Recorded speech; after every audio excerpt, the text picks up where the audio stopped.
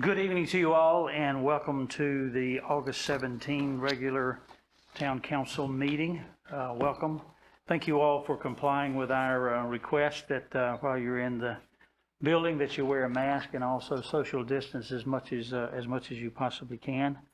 Hopefully the seating is arranged to that extent, and I believe we have enough seating for everybody, don't we, Ms. Town Clerk? So no overflow upstairs, right? Yes, sir. Okay, good. Thank you very much. Okay, meeting's officially called to order, and as we always do to start our meetings, we ask those of you who can and will join us. I'm going to recognize Councilmember Damian Dellinger, who will lead us in our Pledge of Allegiance, and that will be followed by our invocation. Mr. Dellinger. I'm sorry? Roll call after. Thank you. I pledge allegiance to the flag of the United States of America and to the republic for which it stands, one nation, under God, indivisible, with liberty and justice for all. Thank you. You may be seated.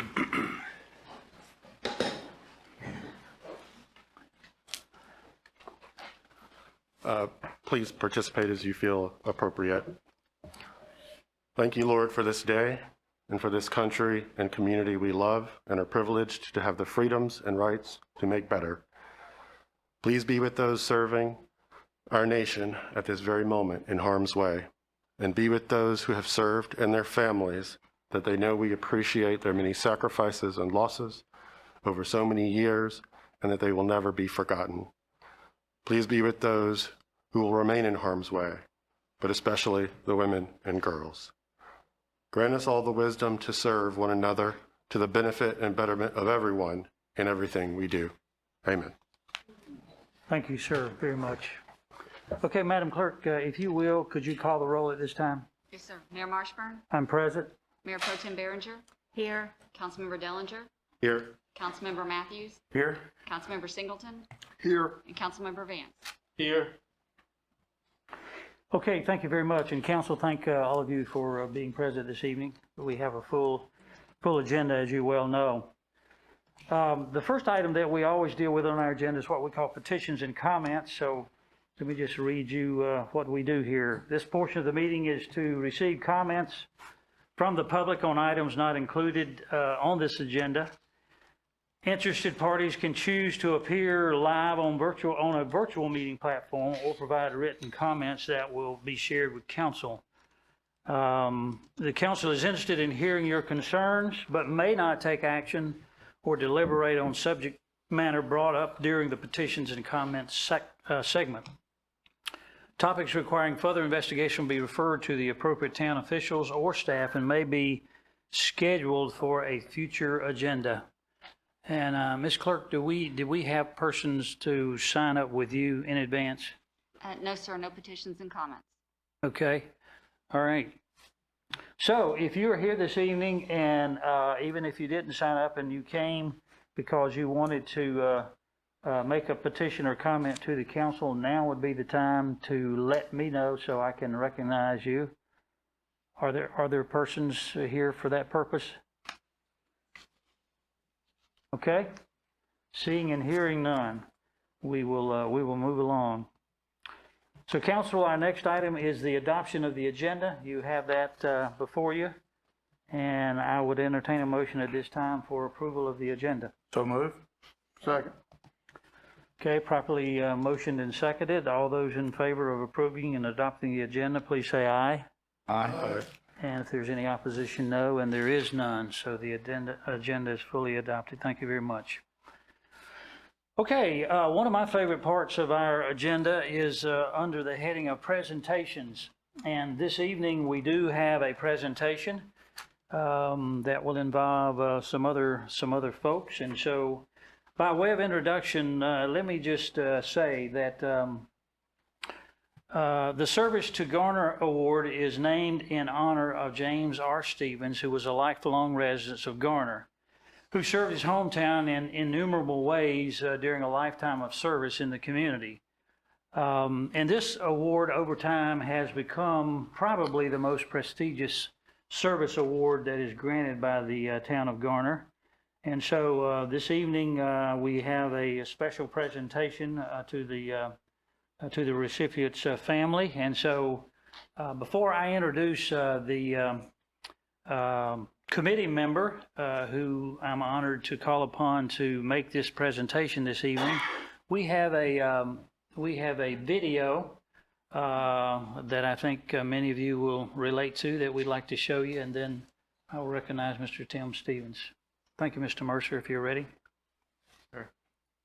It is again that we come before you with open arms and grateful hearts, thanking you for the many blessings that thou hast blessed us with. And Father, as this day is begin to come to a close, you have watched over us all of this day and allow our golden moments to roll on just a little while longer. And we call just now to say thank you. But as we come, we cannot brag about how righteous we have been, nor can we complain because you've been good to us.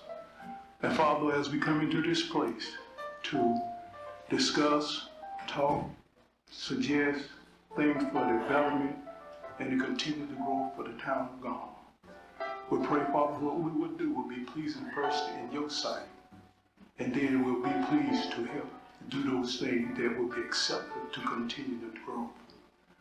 Bless those behind the scene who work from day to day that we don't always see. And sometimes we don't even pause to say thank you. Father, for that we're more than grateful. And Father, bless this board in a special way. Whatever we do, let us do it to please you, not our personal gain. Father, bless this country in a special way. Go to Washington, bless the president and the leaders of our country, that they will do the things that is pleasing in your sight, and we'll be so careful to give your name the praise and the blessing as we come this way one more time. We pray in your name. Amen.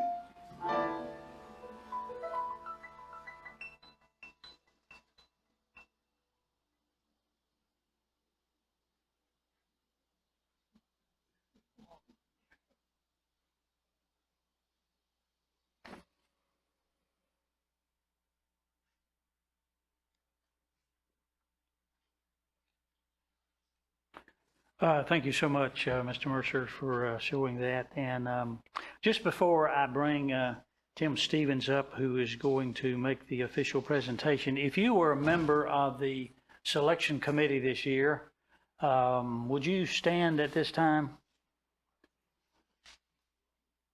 Okay. Ms. Hennett, okay. Thank you very much. Every year there's a committee that meets and receives nominations and has the difficult task of selecting the recipient each year. And so this year, Tim Stevens, who is known to most all of you, and perhaps you would recognize him, he is the son of James R. Stevens. And Tim is certainly a distinguished person in his own right. Some of you may or may not know of his exploits in the sporting world, and the fact that he's a member of the, I think it's the North Carolina Hall of Fame. I'll get it wrong if I'm not careful, and maybe the Sports Hall of Fame. But Tim, if you will, at this time, come up and share with us the recipient and information about him. And I believe his cousin, Miss Beatrice Smith, is here to receive the award for the family. So thank you, sir. Board and Mayor, if there's ever been a time that words don't convey what you want to do, it's when you have to follow up Jackie Johnson's prayer. I wish I had a copy and would try to watch it every day. One of the things he says is that so often we don't pause and thank God for what he's done him, and that's true. D.L. Moody always said, if you want to humble a man, ask him how much time he spent in prayer yesterday. But he said that, but neither do we always stop and pause and thank people for what they've done. The only bad thing about giving Jackie Johns this award tonight is he can't be here to hold it. It's long overdue. One indication of the merit of someone receiving an award like this is that our committee had 15 nominations this year, which I believe is a record. We had many stellar people, many with many great accomplishments. Many people have made tremendous gifts to our community, and yet the committee had no problem in picking Jackie.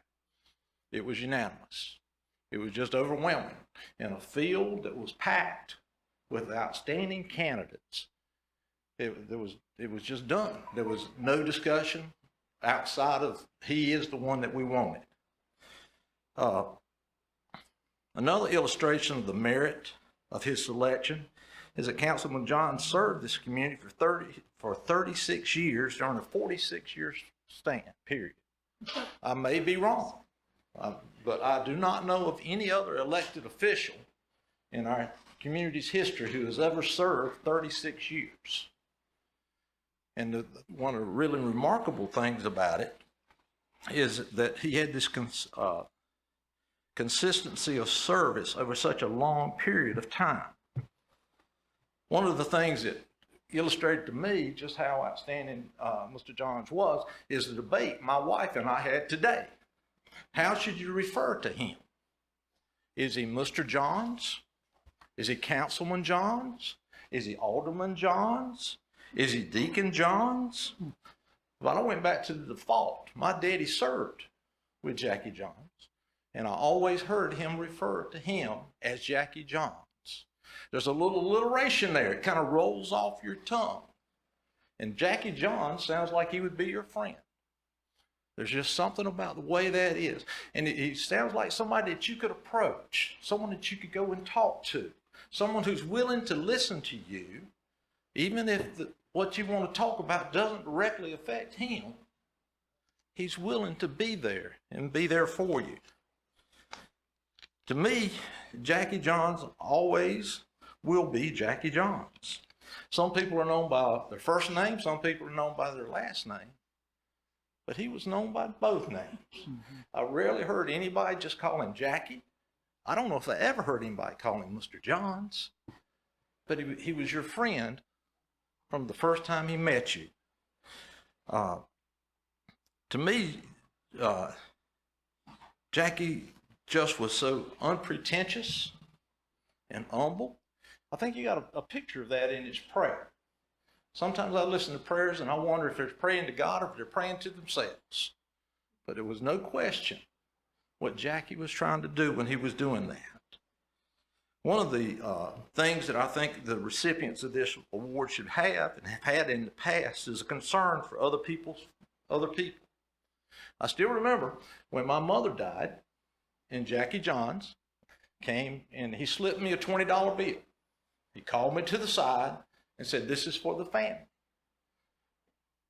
And I still remember that just as vividly as anything I've ever experienced. And when he said it, the way that he said it, there was such concern for me and my family. And it just oozed out. It wasn't the money. It could have been $1,000, it could have been $5, it could have been 50 cents. The thing was, he wanted to show a tangible way to show that he did that. I think he was that way in many ways. Sam Bridges, former mayor of Garner, told me that he was surprised when he found out one of the things that Jackie did.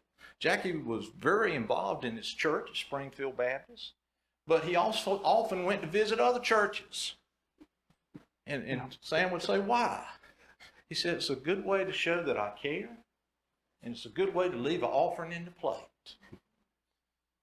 He was never get anything back for that himself, but he had a concern for other people. He wanted to do that. I think that the citizens of our community would embrace the decision our committee made. For evidence, I would say that Jackie Johns was elected when the town had about 7,000 people. The town I grew in had about 4. When I was young, you went to the Piggly Wiggly and everybody knew you or they knew your family. It's the same way, about 7,000 people. And then the last time he was elected, it was close to 30,000 people.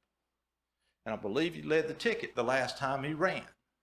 So I think the citizens of our community have already expressed their decision on the merits of Jackie Johns getting this award. So if you look at his longevity and his service, his care, his concern, his servant leadership, you have to be impressed by all that Jackie Johns has done for our community. Jackie was the first African American to be elected to a municipal position in our town, and he was the only one for the 48 years, that 48-year span, which just shows you how our community has changed And he was a leader from the start. He was a leader till the end of his days on earth. Sometimes you give awards and you think that you're honoring a person. Many times that's what you're doing, is honoring a person. But tonight, I believe that Jackie is honoring the award.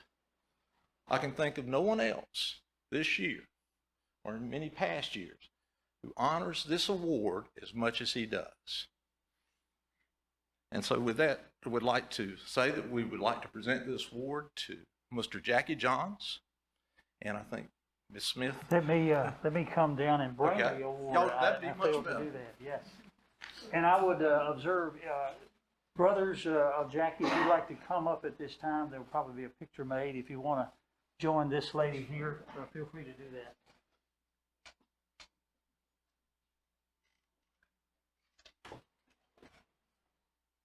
Okay, this simply says, this is the James R. Stevens Service to Garner Award presented to Jackie Johns in the year of 2021. And Tim, I believe by my calculation, this is the 34th iteration of this, counting back to the time when your dad was the initial recipient of this, right? So over the last 34 years, we have honored someone, and so Jackie is the 34th person to receive that honor. And I can't elaborate further on the many nice things that Tim said about him, but as a councilman coming on to this council, he was here and had already been there, and he certainly received me well, friendly, and Jackie became, I sat beside him on the dais up there, and we had some good times together. He also sat beside the mayor, and he kept the mayor, I think, laughing on occasions many times. So this award is for you. If either one of you would like to make any comments, feel free to do that. We'd love to hear it. Okay. Thank you for the town of Garner. We appreciate this. From the Johns and Chapers family, we appreciate and we accept this award with favor and love. Thank you from the family.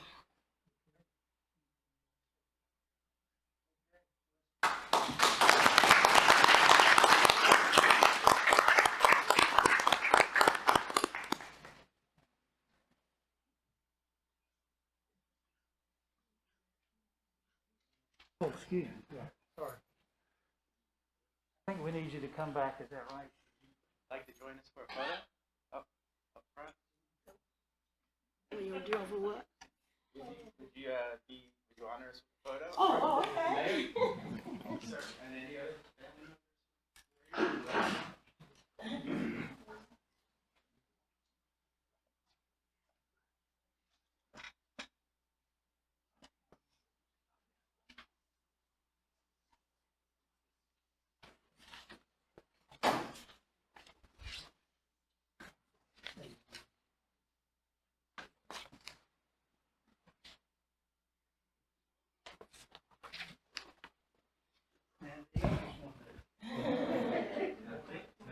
Boy, I have to really get back.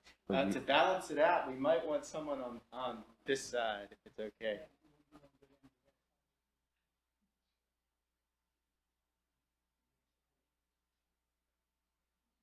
Yeah, we might need to come together pretty closely for this.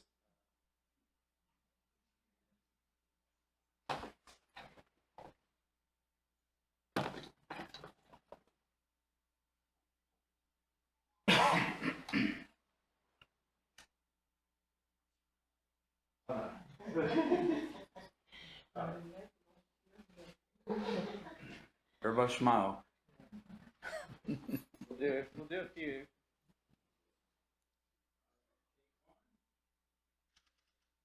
That was more than one, I guess.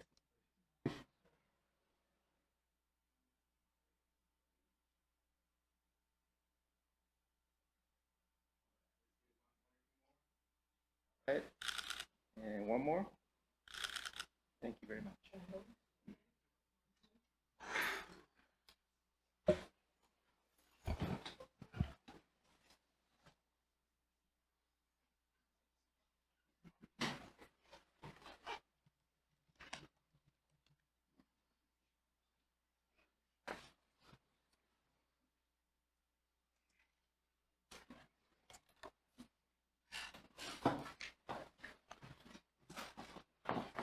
Just one point of explanation.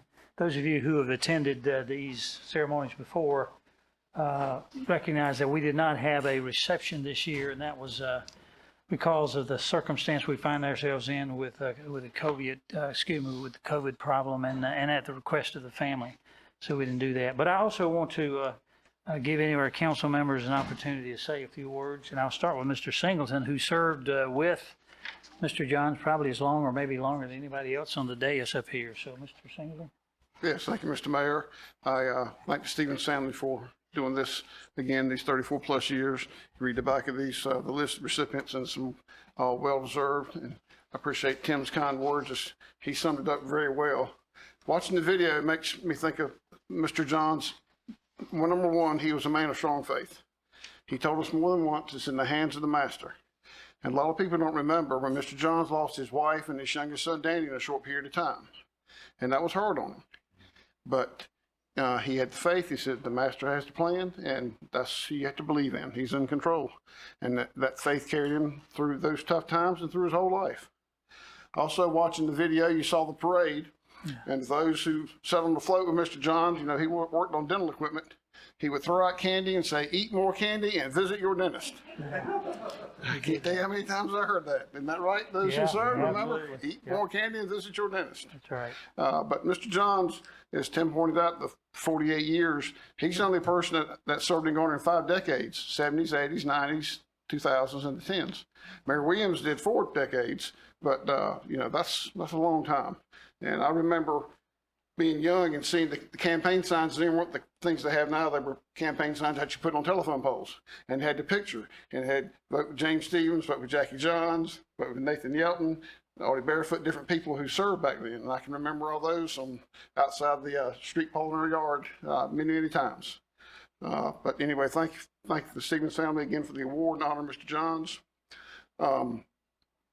It was an honor serving with him, and I sometimes when we have our meetings, and I don't say this out of fun or anything, I say it out of respect, and they'll ask a question, and I'll say, to quote one of my former colleagues, I concur. Because Mr. Johns would say, I concur many times. Sometimes you'd be up here, and he might not say much more than that, but you know what? He was paying attention.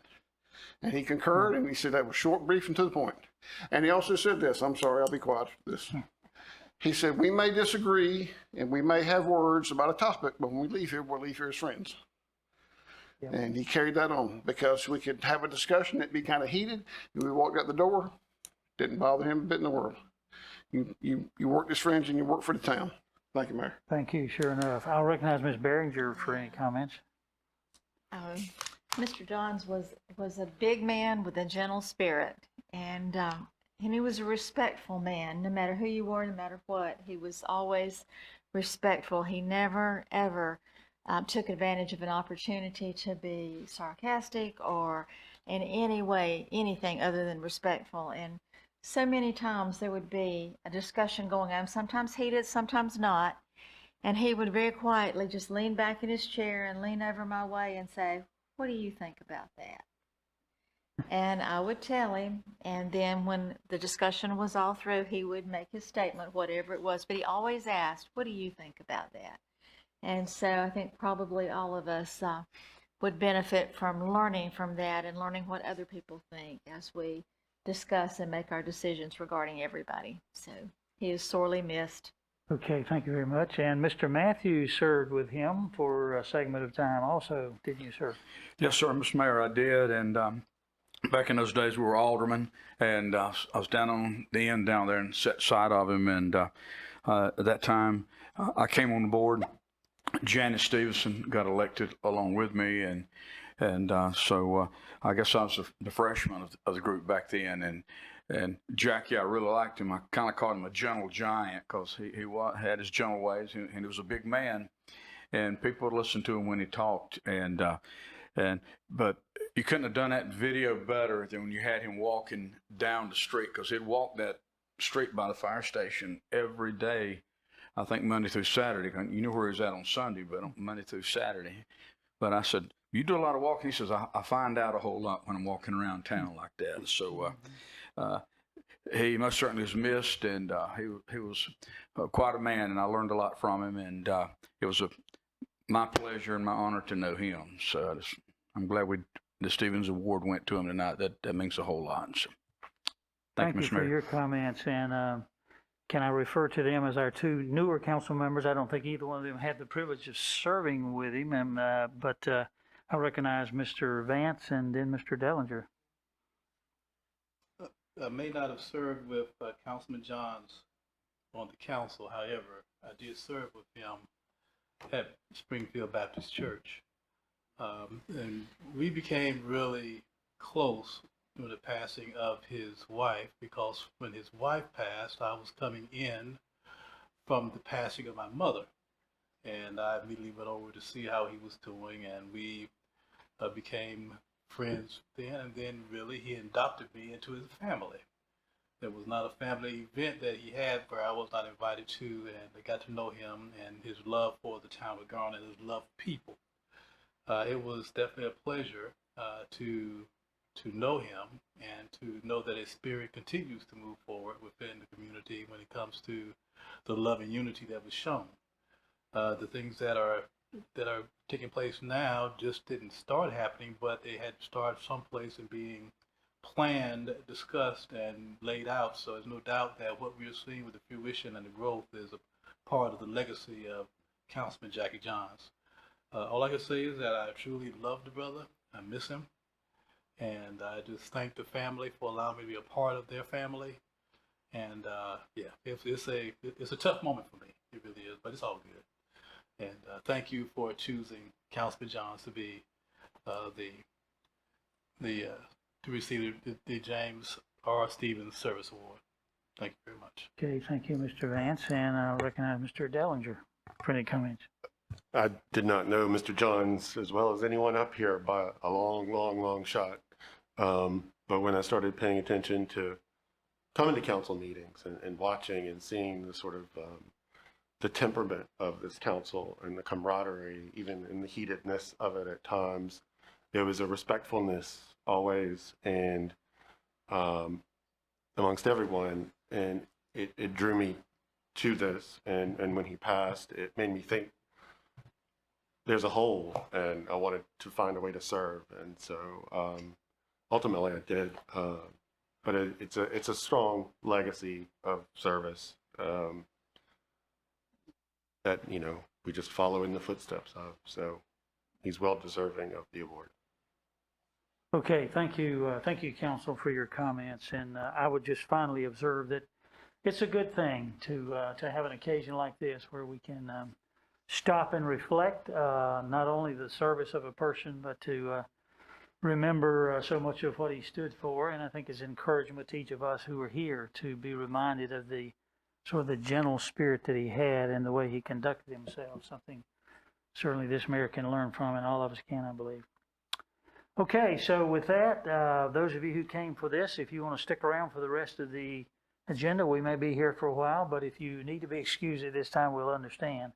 So I'm going to go to the next item on the agenda, which is the consent agenda, and I need a motion.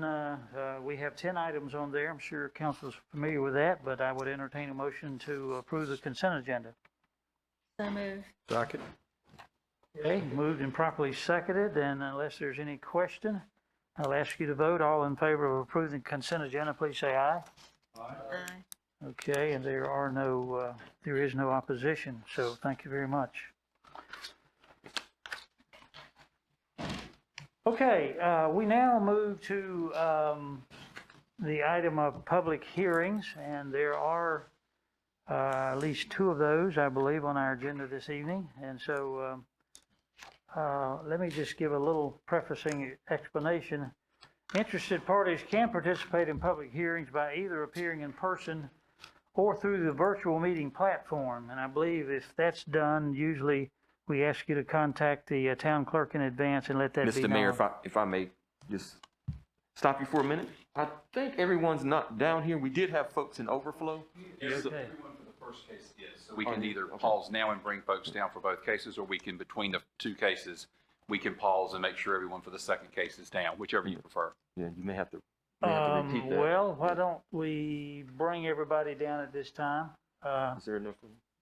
Is there sufficient room? Okay. Okay. may not be, but we'll see. Okay. Just sort of be at ease for the next 2 or 3 minutes, and we had to move some people so we'd have enough room in the council chambers.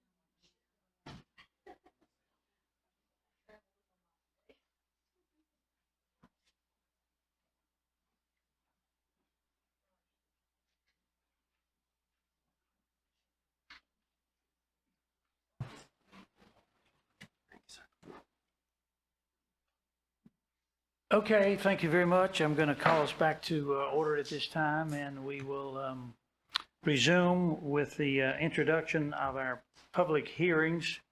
Thank those of you who were willing to wait while we did some other preliminary stuff. And so we are now into the business part of our meeting. The first public hearing is CZSP 2004 4700 Guy Road. This is a conditional district rezoning with a site plan. As most of you will note, process this evening will be to conduct these hearings, and then these matters will be referred to the Planning Commission for consistency review, and then they will come back to the council. So I'm going to recognize Mr. Ed at this time. Not Ed, Mr. David Banford. I'm sorry, David. And for your presentation, sir. Good evening, Mayor and members of council. This is a conditional zoning request with a site plan attached as a condition of the zoning. The property is located at 4700 Guy Road. After tonight's meeting, it'll track forward to the Planning Commission for review and then come back before you for a final decision. The request is to rezone approximately 6.26 acres from single-family residential R40 to service business conditional District 233 to construct 20,000 square feet of indoor commercial space, which will also include an area for outdoor storage. And the site may be occupied by a proposed conditional list of uses. The rezoning site is outlined in orange on this map. It's located on the east side of Guy Road at the southeast corner of Highway 70 and Guy Road. Land uses directly in this vicinity are non-residential. We have a gas station at the corner. We have a junk salvage yard. We have some retail sales service uses along Highway 70. On the west side of Guy Road, we have a public utility, the natural gas company. To the south, we do have some single-family uses as you head closer towards the Johnson County line. This is a Google Street view looking south on Guy Road. The rezoning site is located on the left or east side of Guy Road. On the right side or west side, we do have the utility use that's currently on the site. This map shows the zoning that's currently out in this area. The red areas you see here on the map are zone service business, which is a heavy commercial zoning. It allows retail sales, office, restaurants. It allows auto sales, auto repair, and uses with outdoor storage and outdoor operations. The areas on the farther to the west near Transmitter Road, that is currently in Wake County's jurisdiction, so that currently does not have a Town of Garner zoning designation. South on Guy Road, south of the rezoning site, is zone R40. The utility site directly across the street is zone R40. And I'll just make note that a major utility use is a permissible use in the R40 zoning. So that use currently is permissible in that zoning district. This is a list of zoning or rezoning cases in this vicinity of Garner, east of Auburn, Knightdale, and Rayner Road along Highway 70. We've had a few cases near Camping World. In 2014 and 2016, the large industrial building directly across from Camping World was rezoned, I believe, in 2016. That's currently built and occupied. The Town of Garner did do a ETJ zoning expansion along Guy Road and some areas along Highway 70 east of Rayner Road, and that was done in 2017. So the rezoning site before you tonight was in Wake County's jurisdiction before the spring of 2017, and that came into Garner in 2017 with the ETJ expansion. So going back over the existing zoning, it's residential 40, and under this zoning, there are several uses that are permissible on the site. That includes single-family, modular, manufactured homes, schools, churches, telecommunications towers, solar farms, agricultural uses, civic lodges, parks. As examples, the minimum lot size is 40,000 square feet. So if somebody wants to subdivide out parcels in R40 zoning, they have to have at least 40,000 square feet of area. This is a conditional request, so the applicant has proposed to rezone the site from R40 to Service Business Conditional District 233, and the applicant has proposed a list of permissible uses from the entire list allowed in service business. Service business allows about 70 different uses. The applicant is proposing to restrict the list to only 17, and those are on the following slides. Uses under government facilities, utilities, office, retail sales and service, self-service storage, vehicle sales and service, light industrial, manufacturing and production, warehouse and freight movement, waste-related services, and wholesale sales. So those are the proposed list of uses for the site. And also a condition of the rezoning is number 2, development of this site shall be completed in conformance with the approved site plan. So there is a site plan attached to this zoning request.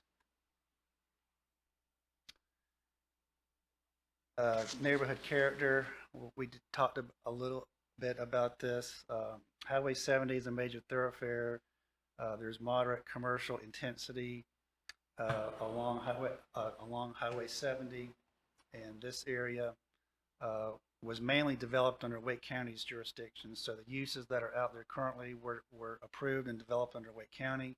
So this is the first use proposed in this area that would be approved under Garner's jurisdiction. The neighborhood meeting, staff identified 21 property owners within the required 300-foot notification buffer, and we provided that list to the applicant to use for the neighborhood meeting notice. The neighborhood meeting was held remotely at 7 p.m. on April the 6th with one property owner in attendance. There was another inquiry for information outside of that meeting, and a follow-up in-person meeting was held on July the 27th at 6 p.m. with no one in attendance. Going over traffic, a traffic impact analysis was not required for this proposed rezoning, and that was due to the proposed use and the traffic generation from the proposed use. NC.DOT does have some traffic counts available. Those are done in odd numbered years, so the 2021 traffic counts will not be available until next year. So we have traffic counts for Guy Road and also Highway 70 in this area of Garner. Infrastructure, the site will be accessed by 2 driveways from Guy Road.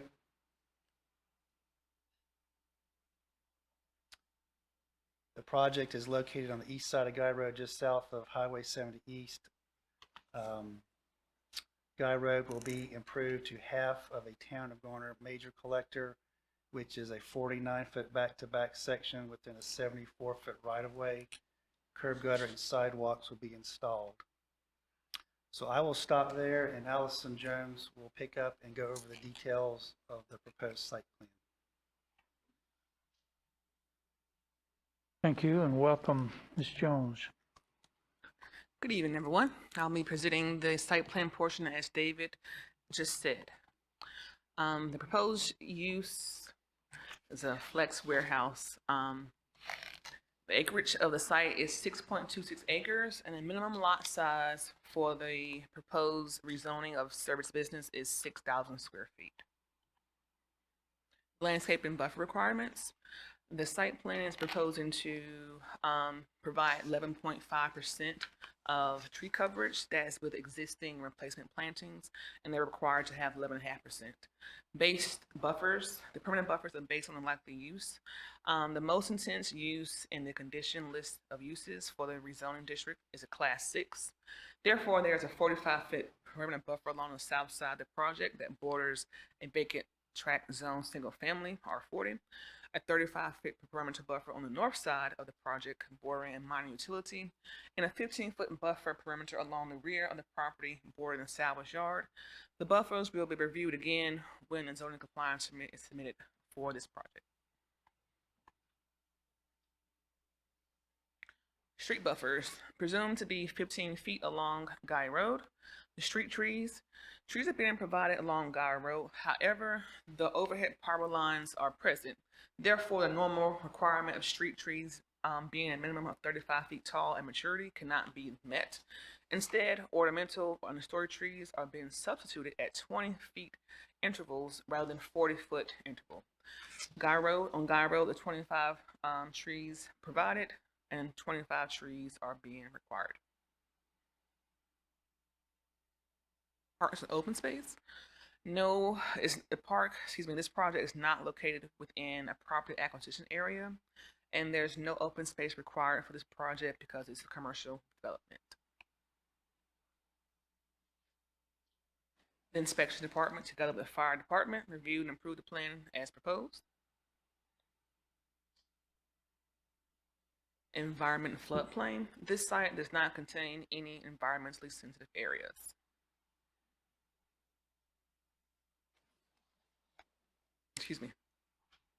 Stormwater management.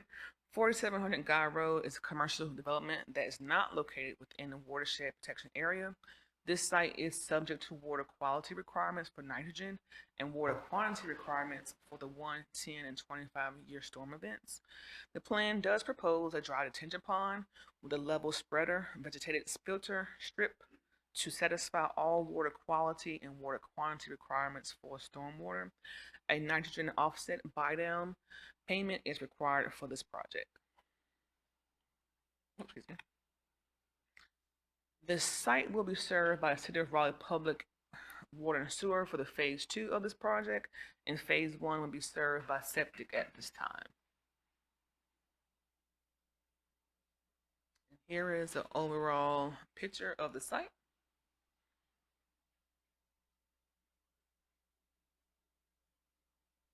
Parking, minimum parking for the specific use will be reevaluated at time of zoning compliance permit. Currently, this meets parking minimums for the most likely use of this property. Proposed lighting meets the requirements of the lighting ordinance as well as meeting staff recommendations for LED fixtures.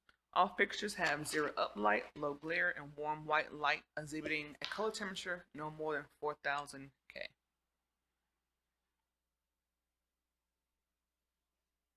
And David will take over. Thank you, ma'am.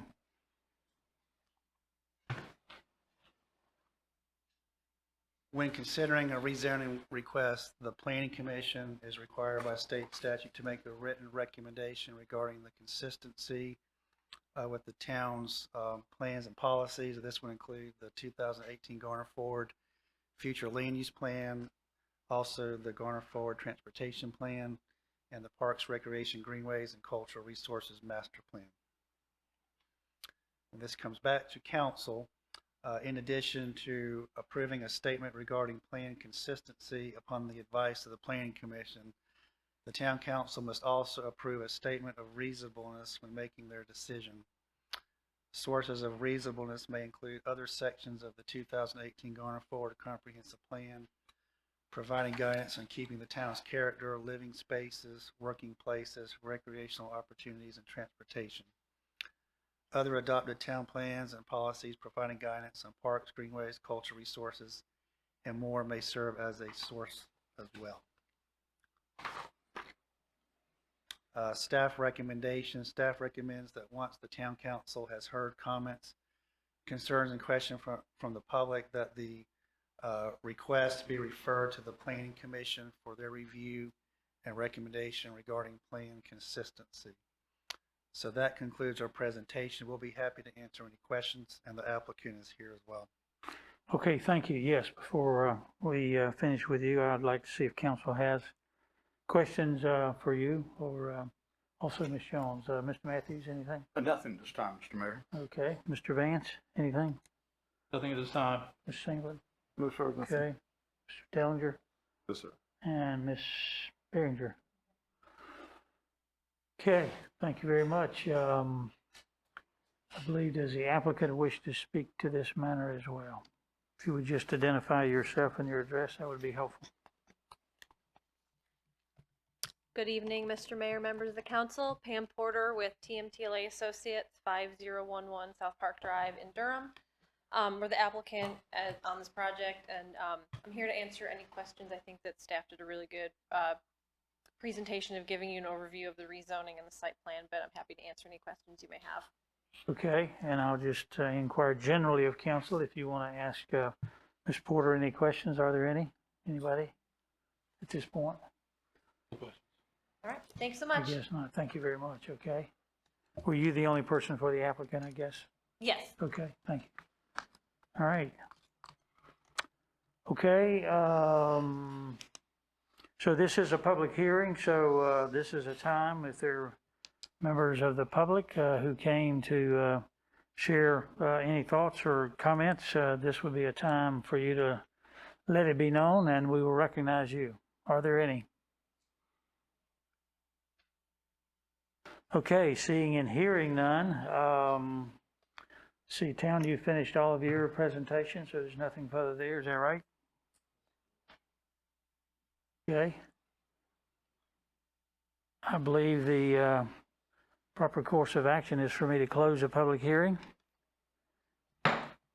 And council, you understand the next step in the process is a recommendation to refer this to the Planning Commission. Is there a motion to that effect? The mayor move we refer to the planning commission for consistency review and a recommendation. Okay, thank you, Mr. Singleton, and second probably made by Mr. Matthews. If there are no other questions or comments, I'll ask you to vote at this time. So if you favor the motion recommendation made to refer this to the Planning Commission, would you vote aye? Aye. If you're opposed, vote no. And there is none, and so it is so ordered. So thank you, staff, and for the applicant and others who may have been here for this hearing. As you know, it will come back before us at a future date. Okay. Thank you all. I'm going to move to item 2, which is conditional zoning map amendment with master plan CZPD 2002, Mahler's Creek. So, Mr. Bamford, you're up again, huh? Mayor and members of council, this is a conditional use zoning request with a master plan attached as a condition of the zoning.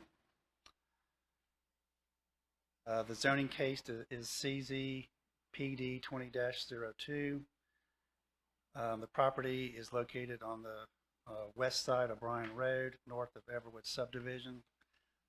This request is to rezone approximately 8.6 acres from single family R12 and approximately 63.8 acres from single family R40, 72.2 acres total, to Plan Residential Development Conditional District 12 for the development of a residential community up to 170 single family homes on 3 lot sizes at a density of 2.4 units per acre.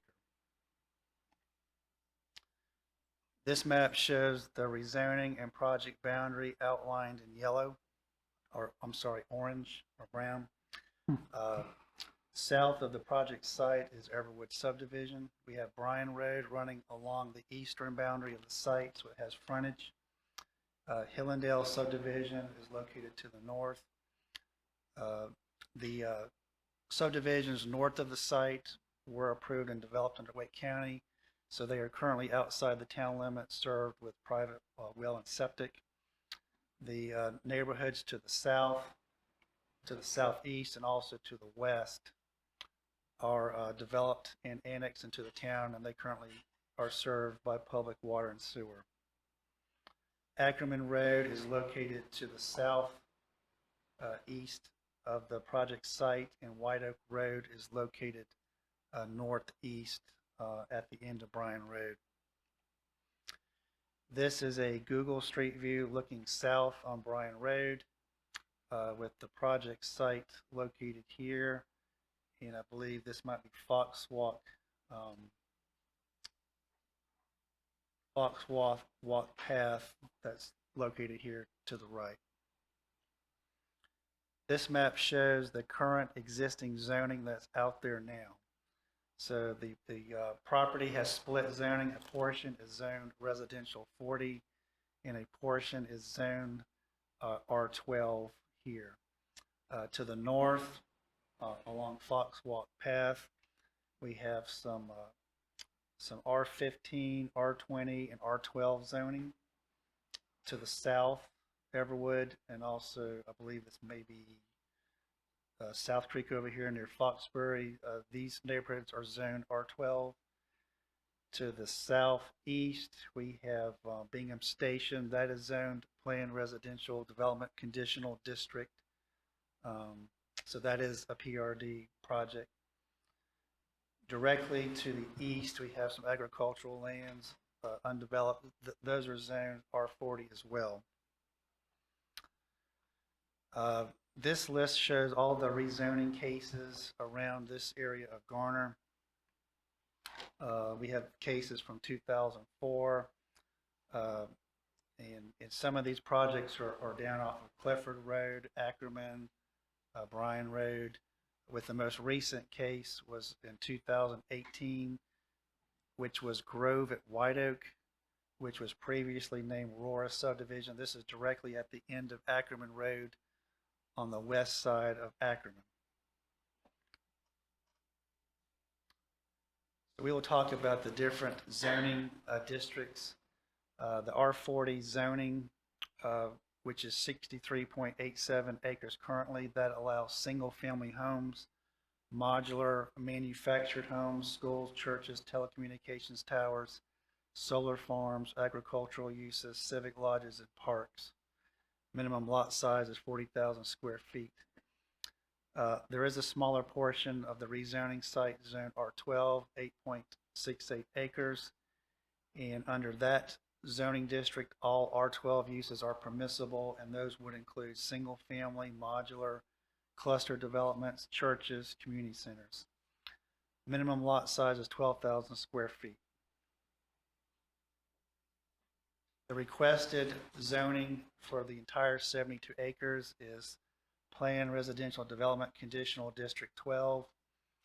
The applicant is proposing use restrictions as well as site and architectural conditions for the development. The list of permissible uses are on this slide. So the only use permissible would be single-family detached. No other uses would be permissible on the site. In addition to the restricted use, the applicant has proposed some conditions. Density shall not exceed 2.4 units per acre. They are requesting some deviations in lot sizes, which is allowed in the PRD zoning. They are asking for some lots to be 7,200 square feet. And this chart shows the breakout of the three different product types. Some lots will be 7,200 square feet, some will be 9,000 square feet, and some will be 12,000 square feet. So they are proposing a range for those different product types, and then we have included the percentages of those ranges as well. Maximum number of single-family units would be limited to 170. So that's also a zoning condition. In addition to deviations requested for lot sizes, they are also requesting deviations in setback, which is allowed in the PRD zoning district. And this chart shows their request. So the column on the far right is what they are asking for. A front yard setback of 20 feet, a rear yard setback of 20 feet. The side yards would be 5 feet minimum, 10 feet combined. So they would have to have at least 5 feet on each side of the house. It can be more, but the minimum is 5 feet. The corner lot, the corner side setback would be 10 feet. This is where a house has frontage on two streets. So one side would be the front setback, and the other side would be the corner side setback of 10 feet.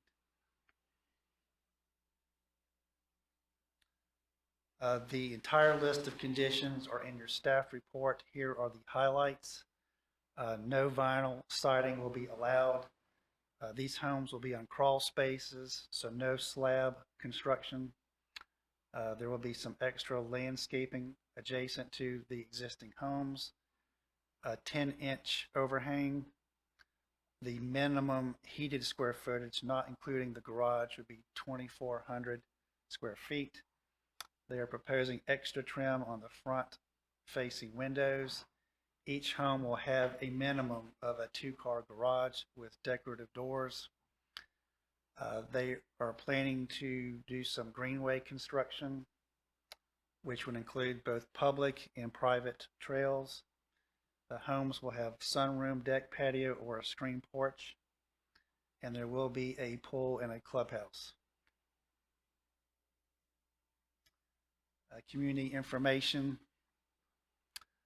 This area around Bryan Road, north of Ackerman, is starting to transition from rural agriculture over to, I guess, urban densities. The range of lot sizes in the area are between 6,000 to 12,000 square feet minimum. Everwood is developed at a density of 1.56 units an acre. Bingham Station on the north side of Ackerman is developed at a density of 2.98 units an acre. Grove at White Oak, which is previously called Rora, which is at the very end of Ackerman Road, they are approved for a density of 2.21 units an acre. Going over the neighborhood meeting, staff identified 71 property owners within the required 300-foot notification buffer, and we provided that list to the applicant to hold the neighborhood meeting, and that exact same list was used for the public hearing notice. There were 2 neighborhood meetings. One was remote on May the 23rd, and another one was in person on June the 9th. There were approximately 18 adjoining owners that participated in one or both of those sessions.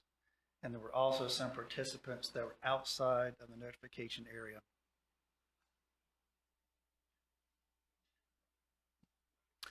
And I will, Gabby Lawton Lawler, our transportation planner, will pick up and go over the details of traffic and transportation. Thanks, sure. Good evening. Good evening. So on this slide, you have the NCDOT traffic counts between 2009 and 2019 along Bryan Road. As you can see, there's not too substantial of an increase from every other year. So from the TIA, the following offsite improvements were identified and are to be completed by the applicant. So they will modify the signal at Timber and White Oak in order to allow more time for the north-south traffic to get through. At the intersection of Bryan Road and White Oak Road, they will either construct or pay fee in lieu for a dedicated right. And so if they are required to make a good faith effort to complete that construction, but if they are not able to obtain that property, and then in that case they will be required to pay a fee in lieu. Additionally, at that intersection, they will be required to pay 5% towards the future installation of a signal at that intersection. And other offsite improvements that they will be making are dedicated left turns and right tapers into the subdivision along Bryan Road, as you see noted here. In terms of access, there are 3 access points along Bryan Road, which you see here, and then they are also connecting to subdivision to the south. And so because there are 75 or more units that are proposed within this space, per the UDO, they are required to have at least two points of access. And so that is part of the reason that is driving the need for that connection to the existing subdivisions. And also wanted to point out that since there's a pinch point here, just for safety and for fire purposes, that's the other reason that they're required to make those connections. So Bryan Road will be improved to half of its ultimate section, which is a 3-lane major collector with bike lanes, curb, gutter, and sidewalk. And fire inspections has preliminarily approved road access and road network. Hand it off to Stacy. Good evening. Good evening. Again, this is 72.2 acres with 3 product types, as David kind of went over earlier. Not to exceed 170 units total. There is a range of number of units for each product type, but 170 is the absolute maximum units. The product types differ in both lot width and square footage of the lots. So product A is a 50-foot wide minimum lot with 7,200 square feet minimum size. Product B would be 60 feet minimum width with 9,000 square feet minimum size. And product C would be a 70-foot wide minimum lot width with 12,000 square feet minimum lot size. And again, there you see the setbacks for all unit types that David went over earlier.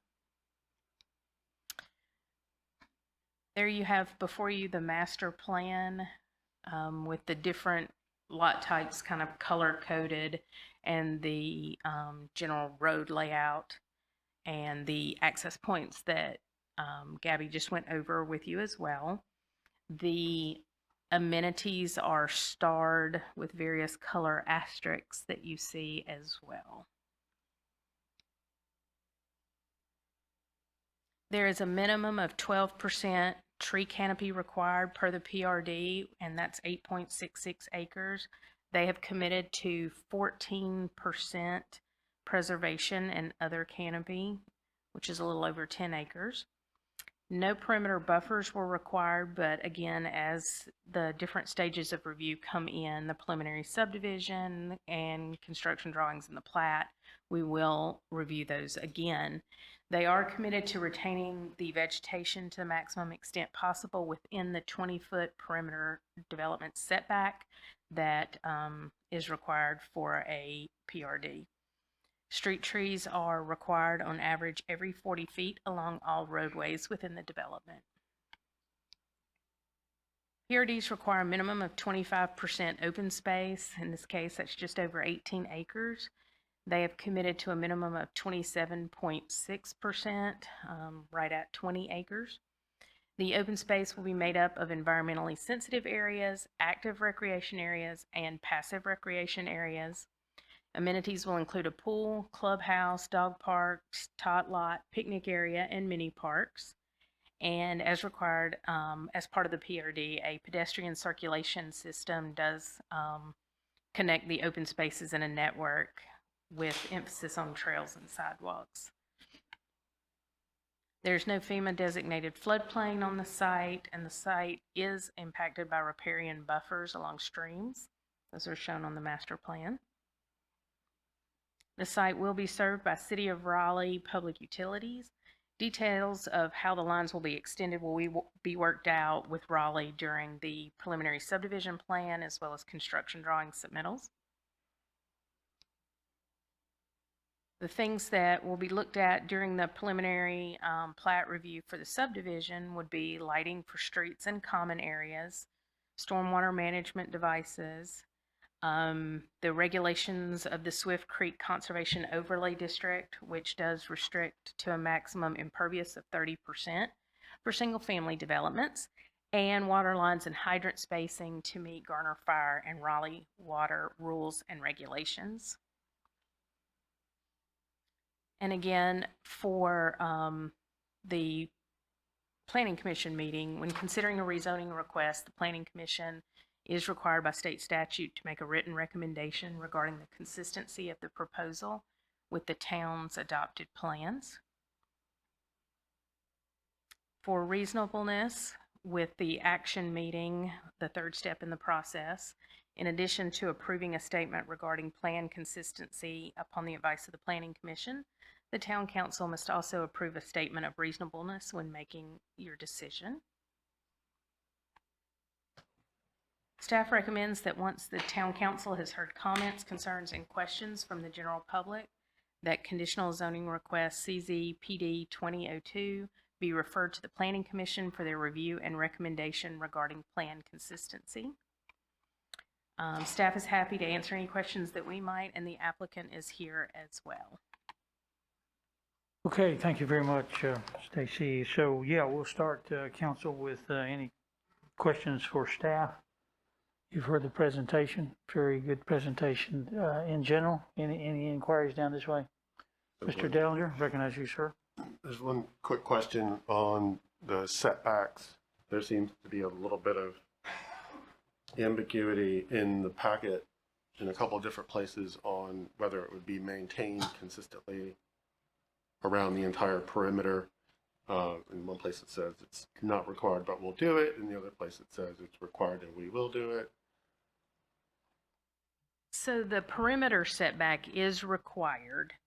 They can grade into that as needed. There's not a prohibition on that with the PRD.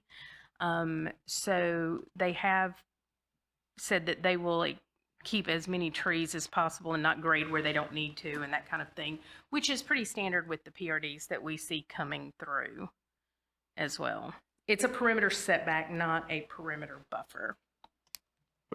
And just to be clear, so for the PRD is one of the conditions for the PRD is to provide more landscaping and buffering of that zoning to other zoning. So it would make sense to maintain that existing screening rather than grade it into nothing. Right? There's not a buffer required. There's a 25-foot perimeter setback required. So they can't build within that 25 feet. Okay. Okay, thank you. Okay. Anything else from down here? Okay. Great, Phil. Okay, questions for either one of the other presenters as Mr. Bamford is leaving? Okay, Yeah. none. We'll hear from the applicant Yes, now, the please. applicant is here and would like to speak. Okay. Ms. Porter again. Good evening, me again, Pam Porter with TMTLA Associates, 5011 South Park Drive in Durham. We prepared a presentation, and I'm gonna see, I don't know, can we make it any bigger? This is a PDF, so I don't know that the clicker will work. Okay, that's fine. We'll work with what we've got. So again, Pam Porter with TMTLA Associates. Other members of the development team that are here tonight is Rich Barta with Core Properties. Carlton Burton with Burton Engineering is joining virtually, and Lyle Overcash with Kimley Horn is here to speak on any traffic concerns. And the next slide, the vision statement is, the vision for Mahler's Creek is one of tree-lined streets and sidewalks on both sides of the road to foster a sense of place. Common green space within the neighborhood provides places for neighborhood gathering and conversation, while a trail network allows residents to interact with nature on an intimate scale. Mahler's Creek, with lots ranging from 7,200 square feet to 12,000 square feet, and no house smaller than 2,400 square feet, will be the perfect place for someone to call home. And on the site overview slide, staff did a really good job giving the location, 72 acres, and we're on Bryan Road between Benson Road and White Oak.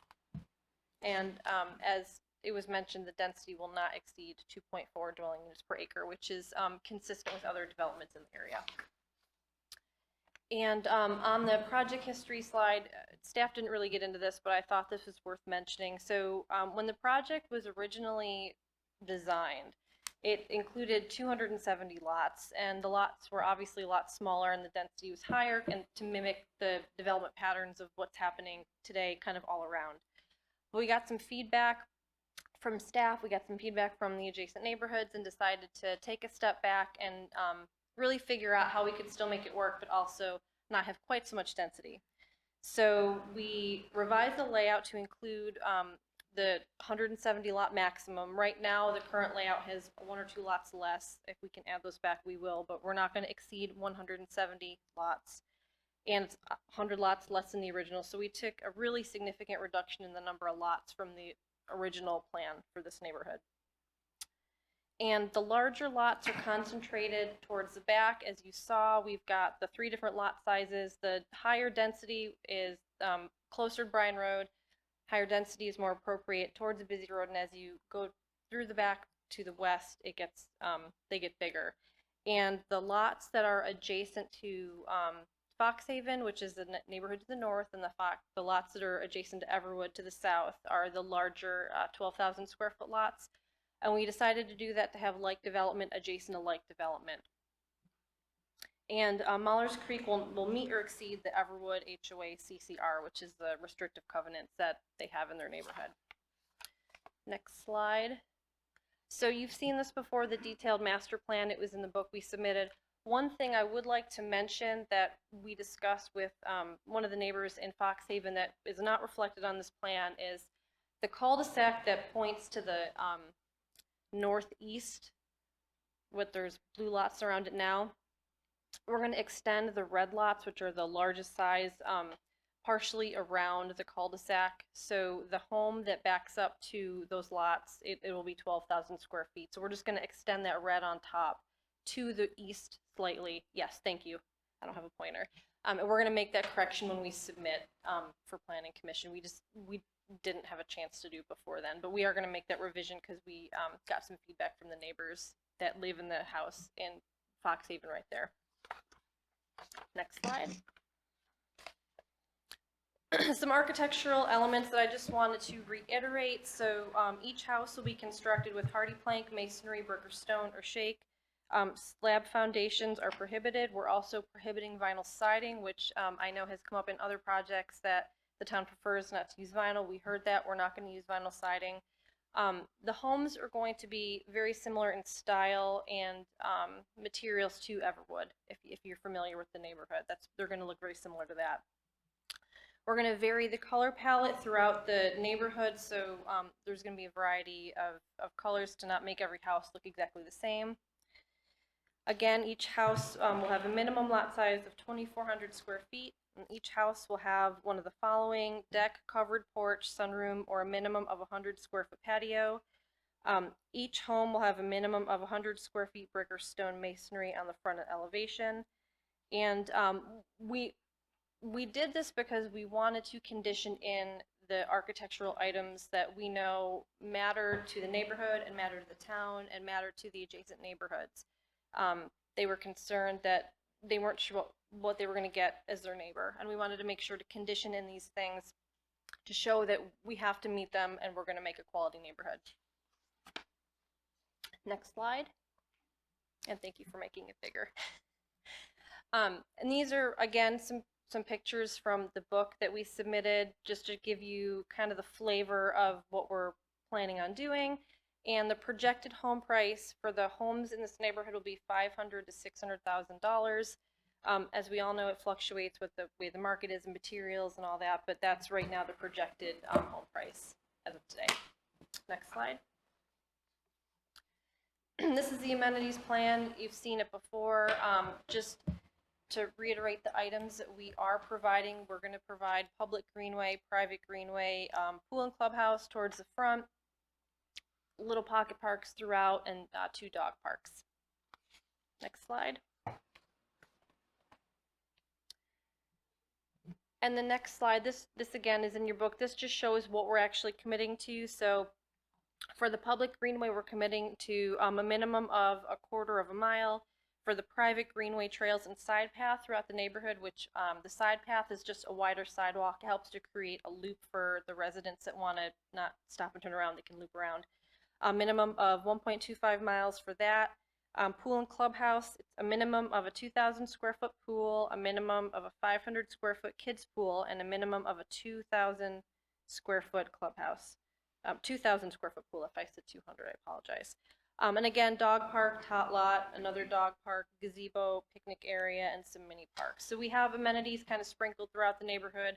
The most dense, the loudest being closest to Bryan Road, is it would make more sense to have it closer to the road than further back in the neighborhood. Next slide. And some zoning conditions I wanted to highlight. We are asking for a deviation in the lot size and lot percentages per section 6.12 of the UDO to include the allowance of the 7,200 square foot lot. Lots that back up to existing homes located on certain streets will include additional landscaping. I think that that might have been the question you had about the additional screening. There's certain lots that we back up to that we are going to provide additional screening for, just to help provide that additional screening for the adjacent neighbors. A minimum of 14% tree save will be included, and the minimums for the Greenway Trail, public and private, we're committing to minimums for those. Next slide.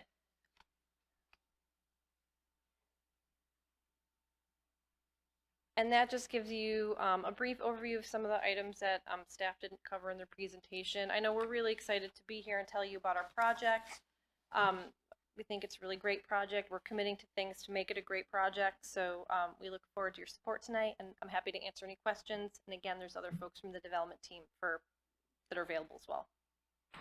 Thank you very much. There may be some questions, so any on this side of me over here?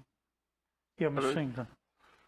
Okay, Mr. Bamford, could you pull up the one with the, showing the different color, the 7,200 square foot, 9,000, 12,000, 12,000 square foot lots, I'm sorry.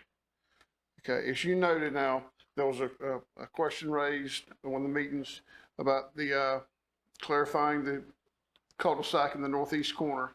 That'll become 12,000. You mentioned, that the smaller lots are all out at Bryan Road, and everything that backs up to existing Foxhaven or Everwood are same size lots. Correct. And yeah, so the lots that back up to Foxhaven, we do need to make that correction, but all the colors represented, it's the minimum. So anything that's blue can be either 9,000 or 12,000. Anything that's shown as that yellow can be any of the lot sizes. So we did that to offer flexibility when we do move to the subdivision phase. We pretty much have nailed down that anything that's adjacent to Foxhaven and Everwood, less some of the lots in Everwood that back up to, there's a stream buffer that it's a darker green. You know, the lots sit far enough away where we felt comfortable leaving those lots at 7,200, but everything else that backs up to those neighborhoods is the larger lot size. Okay, could you scroll that up just a little bit, Mr. Bamford?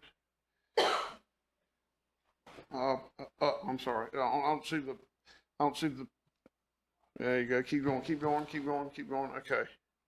There was a question also raised, I'm looking at road improvements, by neighbors in Everwood about, I think, linking the missing sidewalk segment where the road ends there and where the sidewalk is,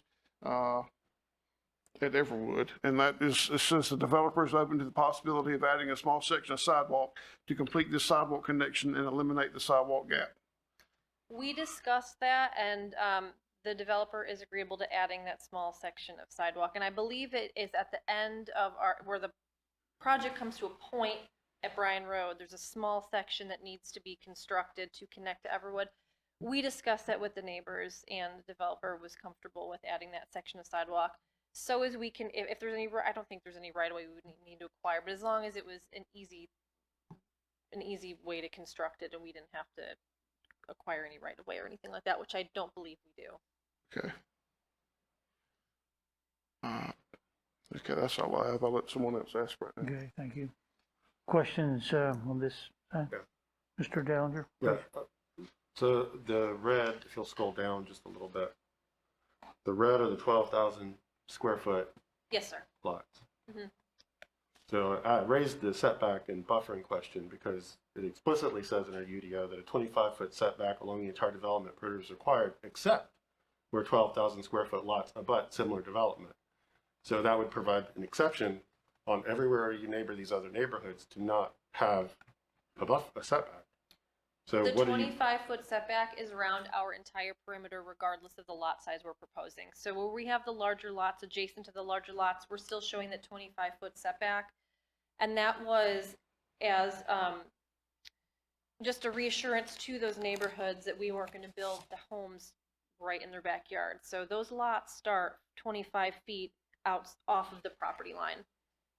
Yeah, so I know there's that exception, but we decided to have the 25-foot setback around the entire Is perimeter. that included as an existing condition in the application?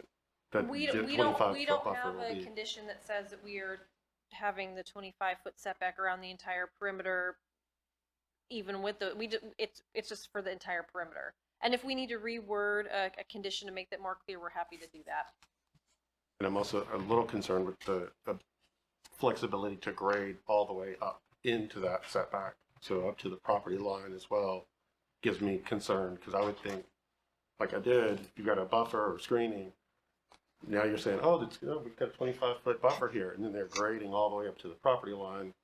A little concern, and again, with the way our UDO is written, to the 12,000 square foot lots specifically are exempted. I want to make sure that it's explicit how that buffer or setback, whatever we're going to call it, is going to be handled in these adjoining neighborhoods. Sure. So it is a setback. I know it's confusing because we do refer to landscaping and it's a setback. So we do have a condition. It's condition number 6. Grading shall be allowed in the 25-foot perimeter setback. Any grading will be mitigated as shown on landscape plans and shall follow section 7.1.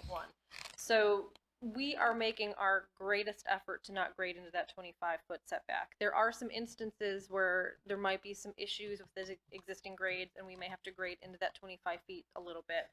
Anything that we grade into and have to remove vegetation will be replanted. There's a landscape plan that's part of the subdivision plan that shows replacement landscaping, which is planted like the buffers in the buffer section of the UDO.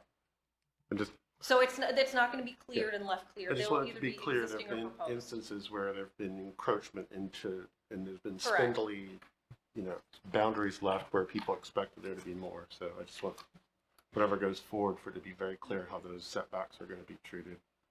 Right, and then we do have an additional zoning condition. It's number 7 about lots that back up to existing homes located on the following roads shall include additional landscape screening along the rear property line: Foxtrap Court, Twinberry Court, Coffeeberry Court, Tallowood Drive, and Caper Tree Lane.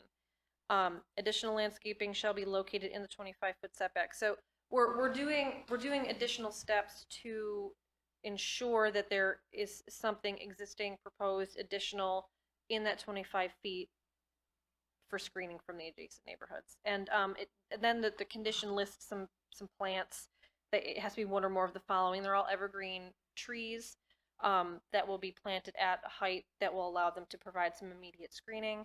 And then if existing conditions do not allow for installation of additional plant material, if the slopes are greater than 3:1, for example, a 6-foot solid wood fence will be installed instead. So if there can't be plants, it's going to be a fence. Thank you. You're welcome. Okay, thank you, Mr. Dillinger. Anything else down here? Mr. Vance? In reading the public comments received, there was concern about Twinberry Lane and flooding possibly from Malice Creek caused by the development. What type of erosion control measures are you placing into the plan to minimize that? Sure. So Carlton Burton should be joining virtually. I don't know if he can. I'm on. And It's like the voice of God, I swear. That's amazing. Okay. So we have additional graphics that we submitted that he can speak to regarding that issue, because we did speak to the neighbors about it in both of the meetings, and we heard their concerns, and we feel that what we're proposing is a better situation than the current situation. David, do you have those graphics available? There were 2 that Carlton emailed.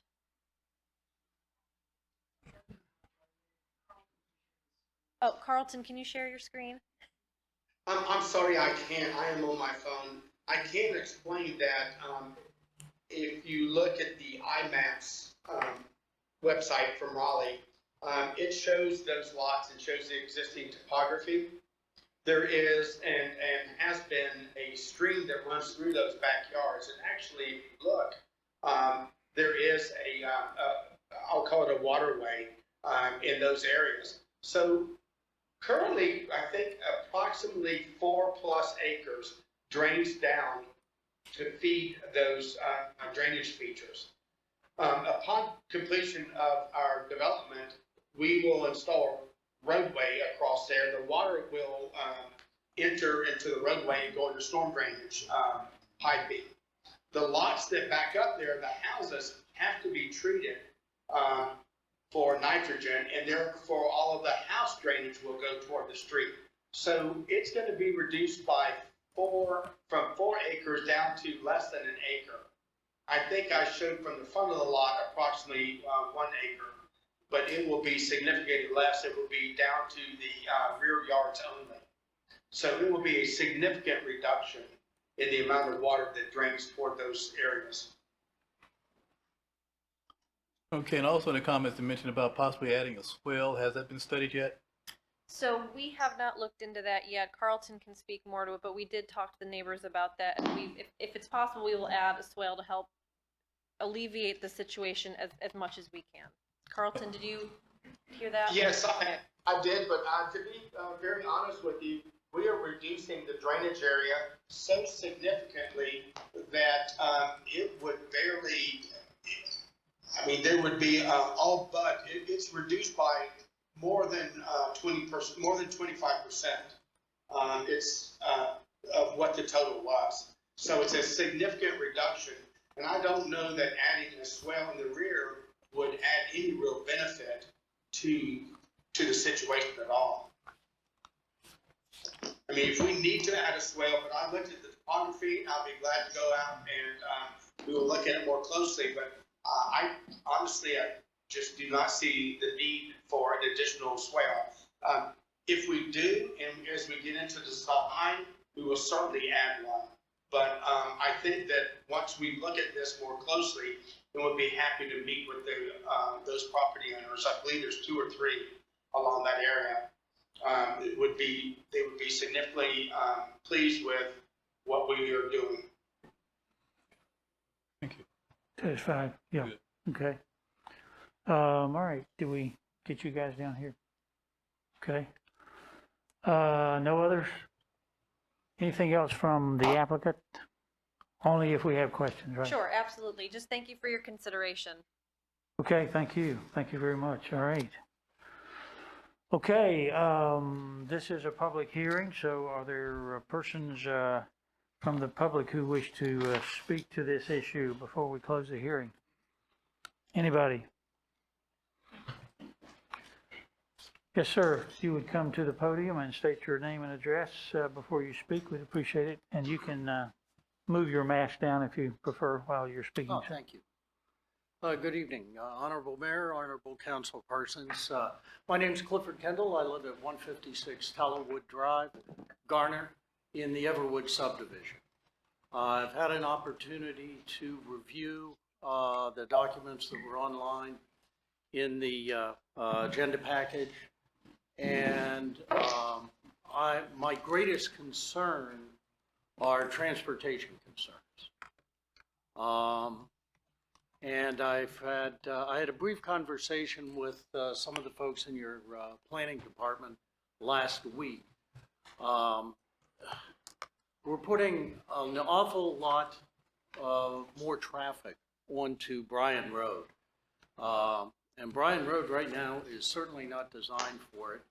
I understand the accommodations that the developer will need to make, but that's not going to help solve the problem in the immediacy.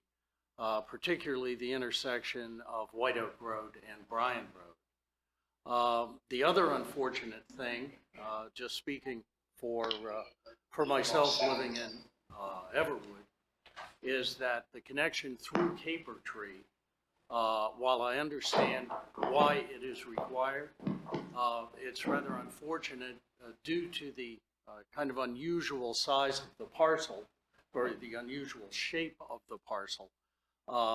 They need that extra access way, and yeah, quite frankly, I think it's going to somewhat, substantially reduce the quality of life in Everwood. Speaking only for my wife and I, one of the reasons that we chose to buy a home in that neighborhood was it was a one-way in, one-way out neighborhood. Those are my concerns. I thank you for your time and your attention. Do you have any questions for me? Okay, council, any questions or? Okay, none at this time. Thank you, Mr. Tindall, for taking the time to come out. Are there others who wish to speak to this issue? Yes, sir. Good evening. My name is Michael Collins. I live at 270 Pecan Harvest Drive in the Spring subdivision. I've actually spoken in front of you guys before in reference to Oak Park West and that abomination that has been put up on New Bethel Church Road. The question to the council members is, why do we have standards like R12 and 12,000 square foot lots when every subdivision that gets proposed to us asks for exceptions? In this case, 75% of the lots, they want to have an exception to the 12,000 square foot standard. That's way outside of the character of the area. It's been going on for years. We've had way too many subdivisions that have been put up with these ridiculously small lots. Has anybody actually walked through any of the developments that have been put up back there lately or driven through? No, okay. I encourage you, take some time, drive through Foxwalk, drive through Talwood or Coffeeberry, drive through Sutton Springs, and then go back off of Clifford Grove. These houses, I'm going to brought a little demonstration for you guys. Minimum setback. Some of those lots.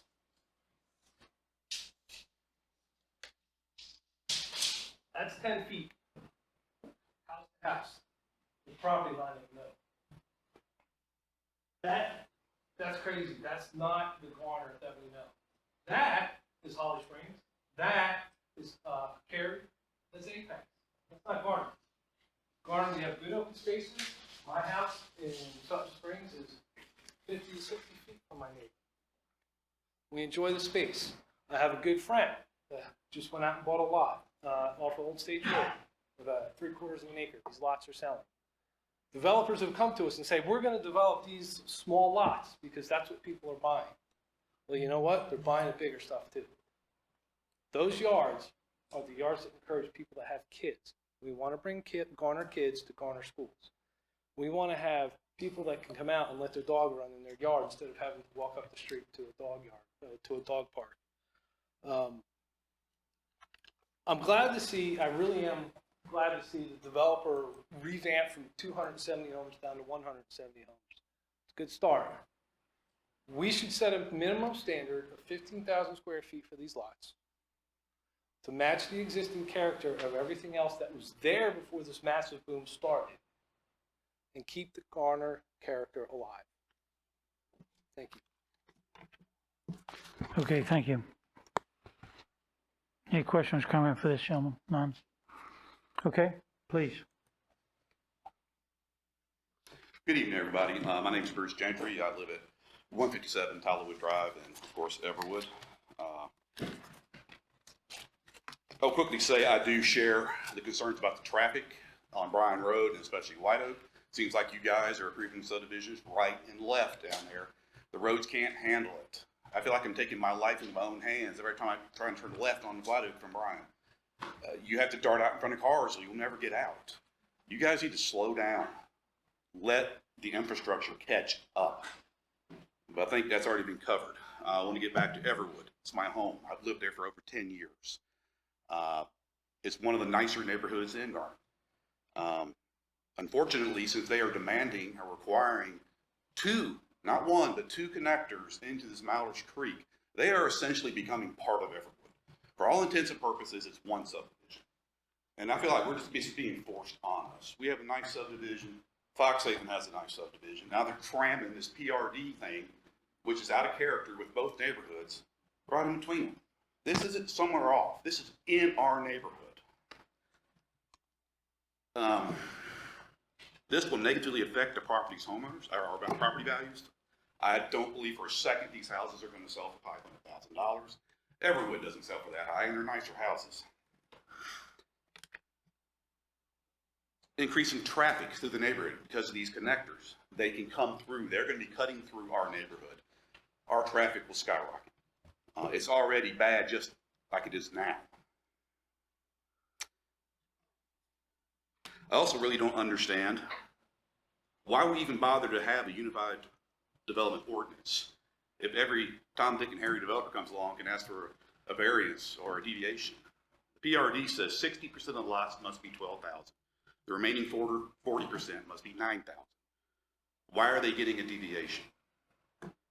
I would have a lot less bigger problem with this development if they adhered to that. These 7,000 square foot lots, that's ridiculous. It's ridiculous. Also a PRD, I'm not a lawyer, I'm not a planner, I'm just a retired cop. It says it's supposed to be a variety of dwelling types. It's a single family subdivision. That's what it is. This is nothing but an end run to get around the zoning ordinance so they can get what they want, which is to cram as many houses as they possibly can on the fewest lots and maximize their profit. That's what's going on. I don't believe the garbage for a second about the quality of life. No, they want to make money. And they're going to develop this, and they're going to be gone, and the residents who've lived here for years and years are going to be stuck with it. I'm a little upset, you probably can tell. And in closing, listening to the applicant's statement, there are some things in there that I don't think are quite accurate.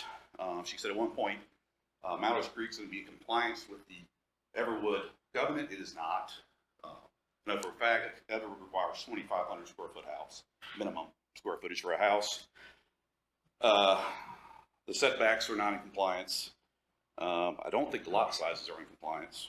And she said something about a wooden fence. That's definitely not in compliance. So that's all I got to say. Okay, Mr. Gentry, any comments here? Please, yes. We recognize Mr. Porter. Pam Porter, TMTLA Associates. I just wanted to make a quick note on the connections to Everwood, because it came up during both of our meetings we had, and it's going to come up tonight.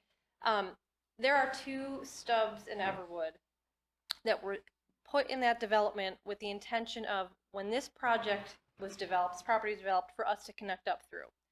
That's what those stub roads are for. That's what all stub roads are for. It's for a connectivity requirement that the town has. We would prefer not to build the extra road because it's extra impervious, it's extra infrastructure, it's extra cost. But we're required to make those connections for connectivity and for first responders. And I just wanted to make a note of that because I know that most neighborhoods, when they have stubs, they get upset because we have to connect through. This is not special to this project. It happens with every project that you see that comes through. There's stubs, we have to connect. I just want to make sure that's on the record, because if we don't have to make those connections, we would love not to, but we're required to by the town. So I just wanted to say that because I know it's going to come up a couple more times tonight. Thanks. There are 2 connections. If your neighborhood has a stub to a vacant property, you're supposed to, when that vacant property is developed, make that connection through. That's what those stubs are for. That's actually supposed to be part 2 of Everwood, and you're not making that part 2 of Everwood. Phase 2, the Great Recession did, and that fell apart. Okay, just a point of order, since this is being streamed live, if we're going to speak back and forth, we can focus in on the podium up here. So if you want to speak to this young lady, you need to come to this area and not speak from where you're seated, because we can't get that properly recorded, okay? So it's okay to ask questions, but come back to the podium if you want to speak further. But I would like to say that, you know, yes, this is not Everwood Phase 2. I'm not sure what happened with Everwood Phase 2. I'm not sure if it was a product of the recession. It just never happened. But this is a new project on this property, and that's, you know, we have to connect those roads too. But if the town council would like to grant a reprieve from that, I think that we would entertain if we didn't have to build those roads. But as Gabby mentioned, we have to make those connections. So I just wanted to say that, because I know that's going to come up quite a bit tonight, and I just wanted to make that clear that we would like to not make those connections, but we're required to. Thank you. Okay, sir, I'll recognize you again. Mr. Tyndall. Just a follow-up to her question. Is it within the purview of council to waive the requirement for the connection to the Everwood stub house? Probably refer that to either planning or our attorney.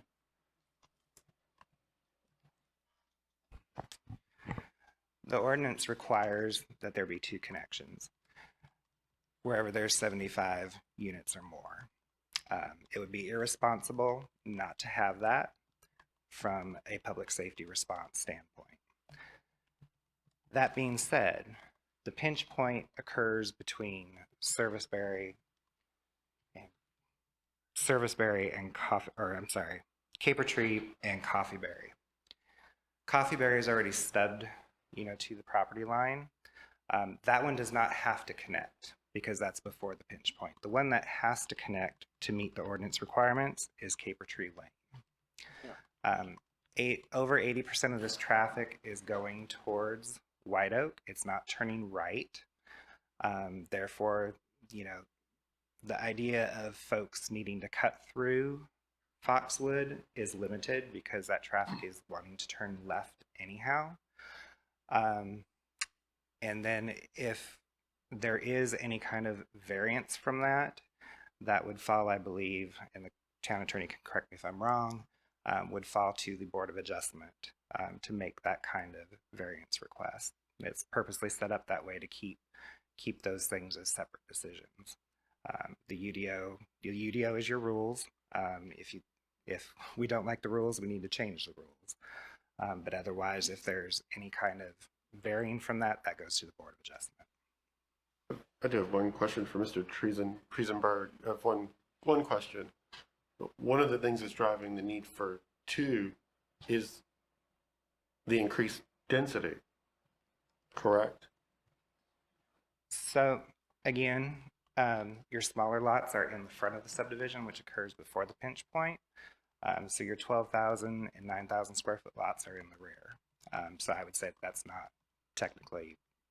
But if it was maintained with the existing zoning, if it were maintained with the existing zoning and lots per acre, then it wouldn't be required to have as many connections. Right. If it were R40, yes.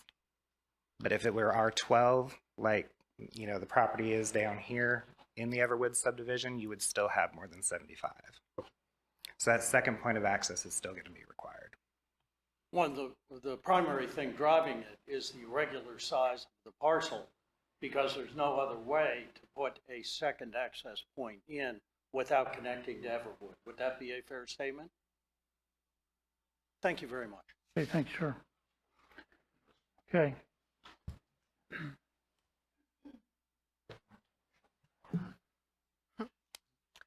Good evening. I appreciate you giving me the opportunity to speak. My name is Roger Thomas. My wife and I, Sandra Thomas, reside at 112 Twinberry Lane in the Everwood subdivision. I think a lot of the questions I had before the developers went back, and I think they actually did a transportation impact analysis. I think they did a real quick one and low down and dirty one the past month or so. But I still want to follow back up with some of the questions I had before, just to make sure it's part of the public record, if you don't mind. We oppose the connections from Mallard's Creek and at Caper Tree Lane into our Everwood neighborhood. This will lead to a significant amount of traffic entering Everwood, and I think that's what we've been talking about here for the past few minutes or so. Would the additional traffic generated by Mallard's Creek require a northbound left turn lane to be added along Bryan Road into the Everwood main entrance, Tallowood Drive? And I think the transportation impact analysis has recently been completed, and I'm not sure what the end result was that would come with that, but that was one of the questions that I had. We have concerns over the amount of traffic being already generated from the numerous developments currently under construction on or near Bryan Road. The proposed Mallard's Creek will just make the situation worse. With additional traffic generated by Mallard's Creek, will an analysis be performed to determine if a proposed traffic signal will be warranted at Bryan Road, White Oak Road intersection? And I think a consultant worked for the developer, Kim Lou Horn, and the gentleman showed me that I guess a traffic signal is warranted at Bryan Road, but I guess the backups along Bryan Road and White Oak Road, but the backups would be so bad that I think the recommendation was going to be to hold off on putting the traffic signal there. I guess my issue is that right now, like somebody mentioned earlier, it's dangerous to make the left turn anyway. So with all the additional traffic, it's almost like you're holding off on the traffic signal, but somebody's going to get killed there trying to make a left turn. The other issue is that I think they're proposing to put a right turn lane from Bryan Road, from White Oak Road into Bryan Road, but I don't know that will really help people trying to make a left turn, because a lot of times people slow up to let somebody make a left turn out of Bryan Road because traffic backs up so bad. So if you put a right turn pocket in there, there's hardly going to be any gaps for somebody to try to get out. So I don't know if it's really going to help us very much. I guess there are two other major concerns we have regarding the two proposed southernmost entrances onto Bryan Road. Since the two drive entrances are located on the inside of a horizontal curve and just beyond the Crestville curve, Have the proposed driveway entrances been evaluated to make sure there is adequate sight distance to safely make a left turn maneuver onto Bryan Road? And then, what is the distance between the proposed southernmost drive entrance and the Everwood main entrance? And I think that from the last meeting that was held virtually, it was like 500 feet. And I made mention that due to the close intersection spacing and intersection sight distance concerns, you may want to consider restricting the proposed southern drive to right and right out movements only. And I think that's something that developers in the work doing right now. So that, which is good. Thank you for listening. And this was one of the council members as well spoke to this about concerning the proposed vegetative buffer between Mahler's Creek and Everwood. Will the existing trees remain? And, I live along, on our street that we live along, on Tallowood.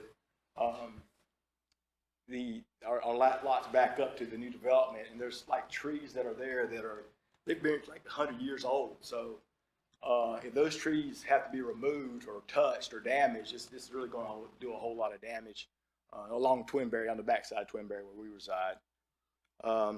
So I do have concerns about that buffer and any kind of grading that would be done within that 25-foot buffer, that there could be some wording in there to make it to where that it's, that if, a lot of times when people are developing tracts properties or developments going on, they just put a fence there, some kind of a temporary fence where no grading would be done at all. So that would be one of the things that I would like to see, if that could be a possible requirement, to make sure that no grading done in that area. But, that could be a possibility. Concerning proposed, let's see. We live along Twinberry Lane and have drainage concerns along our backyard. There's a large drainage area between our backyard and proposed Mallard Creek subdivision. What measures will be taken to ensure that there will not be any additional runoff created by Mallard Creek development? And I think the consultant for the development made comments that there would be no additional drainage or water that would require any kind of swell on the backside down there. I would rather err on the side of putting a safety factor in there and also make sure there is a swell added. There's no problem with having additional factor of safety in there when you're doing any kind of design. So I would highly recommend some kind of ditch be created down there. There is also a natural lateral ditch on the back side of our yard along the tree line that reduces runoff into our backyard. So I would highly encourage them to put some kind of swell down there, or make sure that swell is maintained, or even made a little bit better. So that's basically all the comments that I have. I appreciate you giving me the opportunity to comment. Okay. Thanks, sir. All right. Okay. I will encourage all of you to be as concise as possible so everybody have a chance to speak.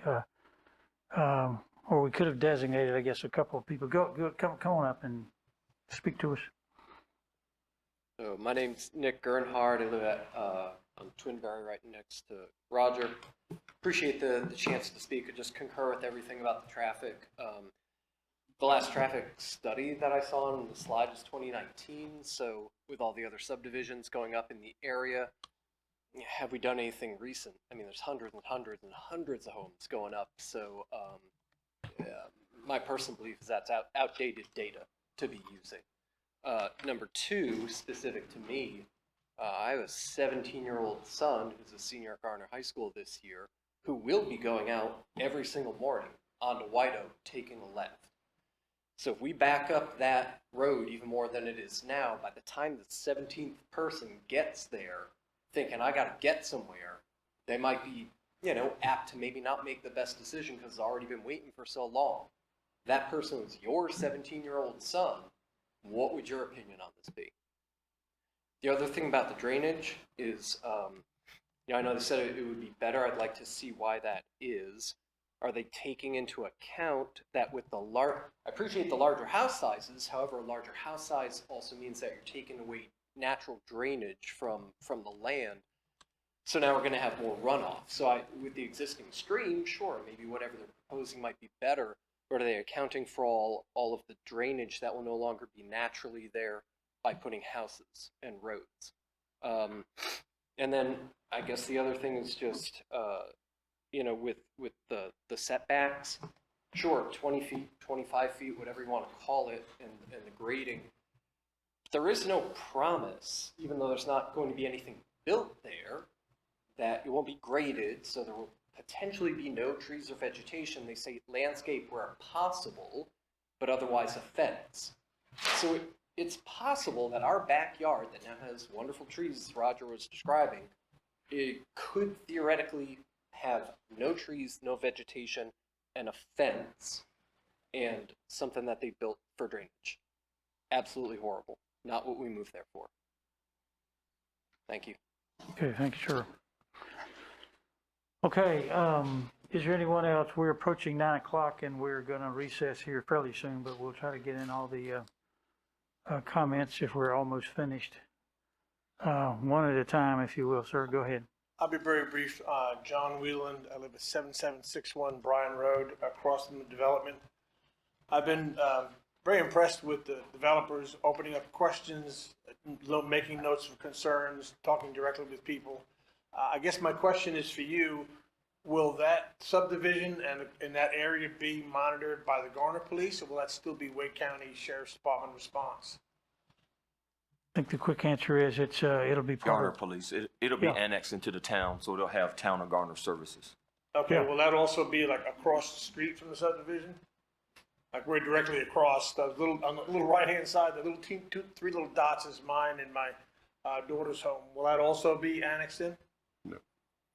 Or just No. across the street? It's you want to answer? It's a voluntary annexation, so only the development that's requesting annexation would be annexed. Okay. That's correct. So the project will have to file an annexation petition because they're connecting to water and sewer. Anybody outside of the project can voluntarily file an annexation petition to connect to town water, but they're not required to. Well, my question is, if something happens at my house, is Wake County, the deputy going to show up, or the Garner Police? If you are not annexed, which I assume you're not, it would be the Wake County Sheriff's Office. Okay, so we can volunteer to be annexed at that time. Correct. I mean, most people want to file a voluntary annexation petition to connect to town water. So if you want to connect to town water, you can file an annexation petition. Okay, thank you. Thanks, sir. And I believe I had one more gentleman, please. Well, we need you to go there, yeah. Thank you.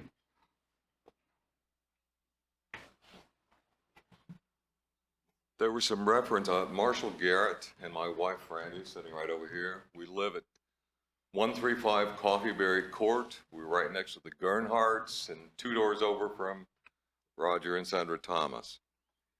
The question I have is, we had references here to safety in terms of first responders. Now, are the first responders going to relocate south of the Tallowood and Bryan Road intersection? Because otherwise they're going to have to be going farther to come to Tallowood to go in and have first response into this particular project. Even if it goes through, say, Courthouse, Coffeeberry Court or Cappertree, it's going to take longer to get first responders in there by coming down and going through the Everwood subdivision. Just thought I'd make the remark. Thank you. Okay, I don't think there's a plan to relocate anyone right now, is there? Not that I know of.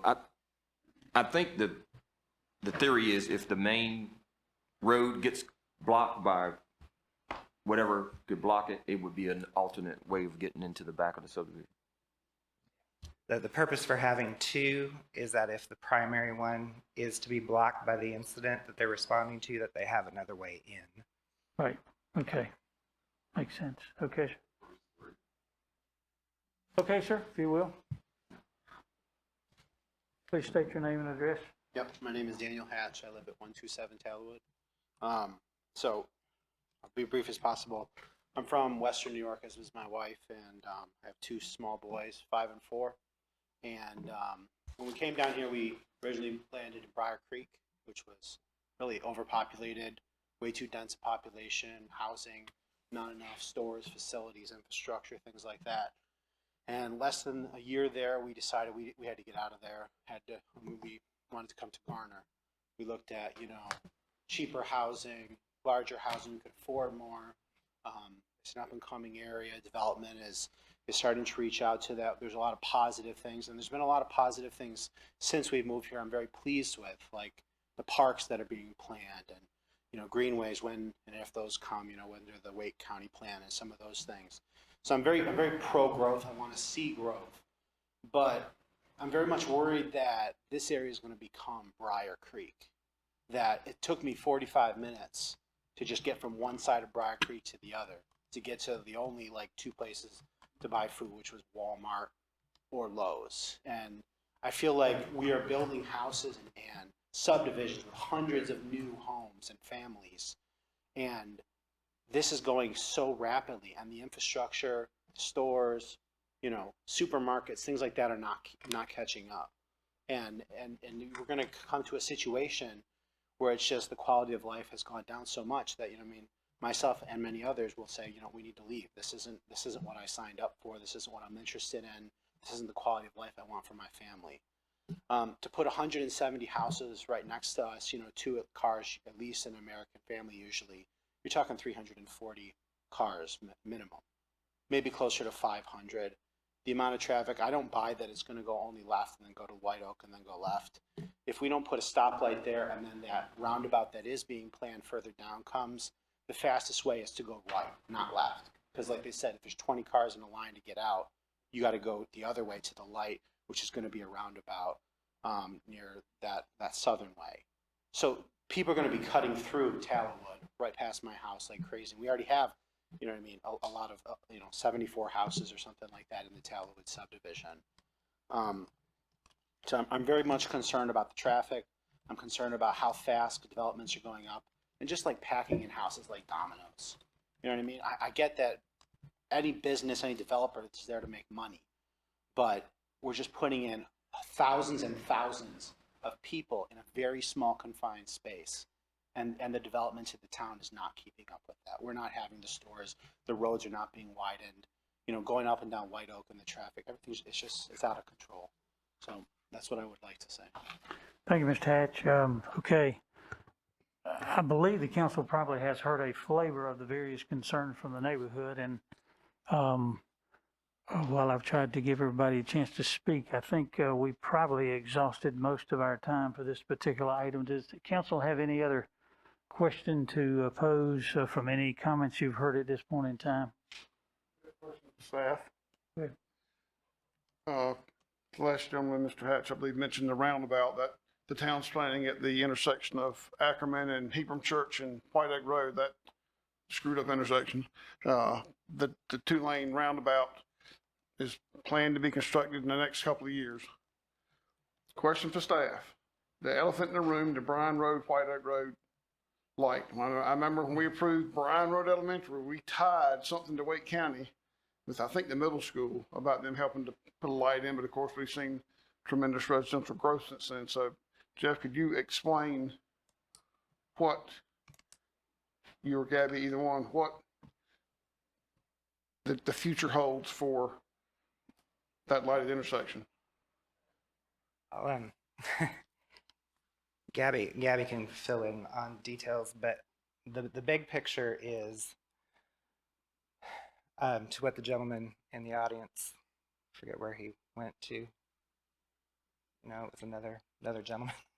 The one that was speaking about the backups on White Oak. He was exactly correct in that currently, if you put a light in at Bryan and White Oak, the backups would be in excess of 2,000 feet. It's currently 2,000 feet between Bryan Road and Timber Drive. So the key to getting the light in at Bryan Road is to finish widening White Oak between Timber and Bryan so that you can get 2 southbound lanes and then cut that weight in half. So even though it really warrants a signal today, DOT is not going to put the signal in because the backup is too far. So we were looking at this the other day with staff, and I'll just try and draw in here real quickly. This is the part that needs to be widened. You've got 2 lanes all the way down here to the back end of Target. So if this little bit here can get widened either between development or through some kind of special project, that should help to clear things up to actually get the light installed. There's plenty of, it's way more than 2,000 feet back to the roundabout, so that direction would not be as critical. So that's where I understand things to be currently. Yeah, if you have anything you want to add. I think you did a pretty good job of summarizing that. I mean, it's exactly what Jeff said, that a signal is warranted there, but as he said, without that widening, it would particularly create a complicated situation for that stretch between Bryan Road and Timber Drive East, because there would just be too much of a backup, and so that would create a whole other problem. And like Jeff said, DOT probably wouldn't allow for that traffic signal to be installed prior to that widening being completed. Okay, so you're talking about making improvements on both sides of the road, correct? And you said it's 2,000 feet from White Oak to Bryan, so we're looking at what, about 700 feet, maybe? I'm just guessing. Yeah, if that. And really, I think it's just primarily the southbound side. Mm-hmm. The northbound, once you clear, the backups coming this way are not a problem. So yeah, about 750 feet. So it would need to be widened, the extra lane, curb and gutter and so forth to the intersection and the turn lane into Bryan Road. And then the lights can go there. Well, this sounds like a perfect use for our bond money that's coming up on our bond referendum this year. This is not a long stretch. This ain't gonna cost $10 million. This sounds like a perfect highway or road improvement to make in Garner to get that signal there. I'm sorry, I don't mean to be on the bandwagon. We're gonna talk about bonds later, and I know you folks will probably be going home when we talk about them. But anyway, this sounds like the perfect project. How many feet did it show, Jeff? About 750. 750, okay. On one side. All right. Whether this subdivision gets approved or not, that sounds like the answer to one of our stoplight issues. Signalized issues, because White Oak Road's not gonna get wide. I mean, let's just face that. They're putting 4 lanes out on 40 and they're building 540. They're not gonna widen White Oak Road. Let's just be honest. I mean, they hadn't widened 1010 in all these years. They sure as heck not gonna widen White Oak Road. So thank you for answering. That's good. I'm glad everybody heard that. Because we know there's a potential solution to the problem. I'll use keyword there, potential solution to the problem. Okay, thank you. Whether this subdivision gets approved or not, we know where we stand. Thank you for the answers. That's all. Okay, thank you, Ms. Singleton. Council, any other questions, comments at this time? I know we're going to take a recess. Are we going to recess and are we closing the hearing or are we going to recess? Well, I'm debating, but we can go ahead and take a recess and come back to this. I perceive that we can wrap this up fairly quickly, but if you'd rather do the recess and come back, we'll do that. I just have a couple of quick comments and then we can close Okay, the hearing. let's hear them now. Yeah.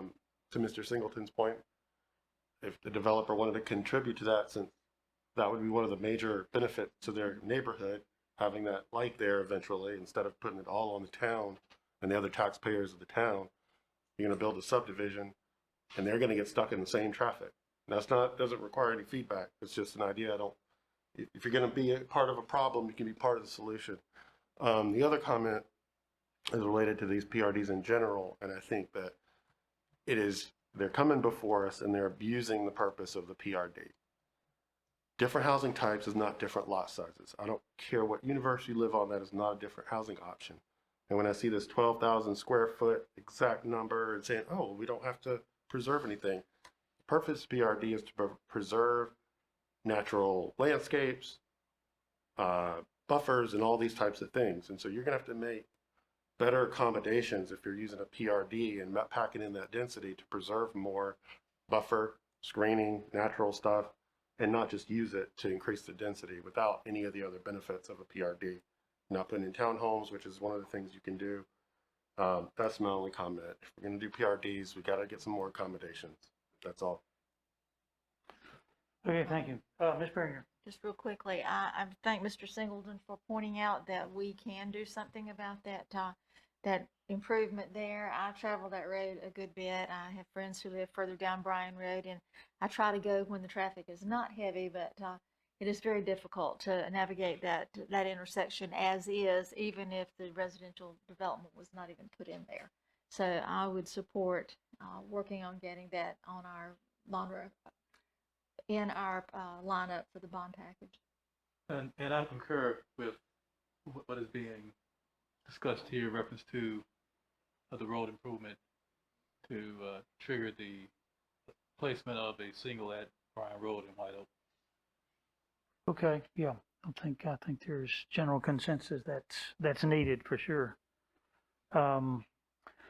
Okay, Mr. Barter, were you wanting to speak, or are you just available for questions? Council, do you? I'm sorry. At first, I thought this gentleman, Mr. Barter. I got you confused there. My mistake. Yeah, sorry. So, thank you, Ken. And thank you, all council members, for making time tonight. I just would like to say for 1 minute, I'm honored to be here on the night you honored Jackie Johns. I knew him for 2 of the 5 decades that Ray mentioned that he works here, and he was a great man. So I know who he's missed, and I'm sure he's shining on Garner and will continue to. So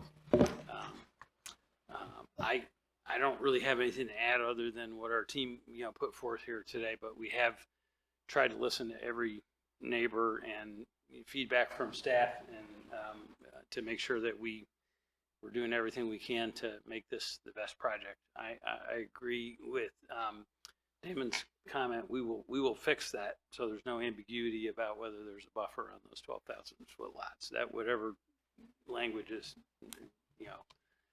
not making that clear will be adjusted. So,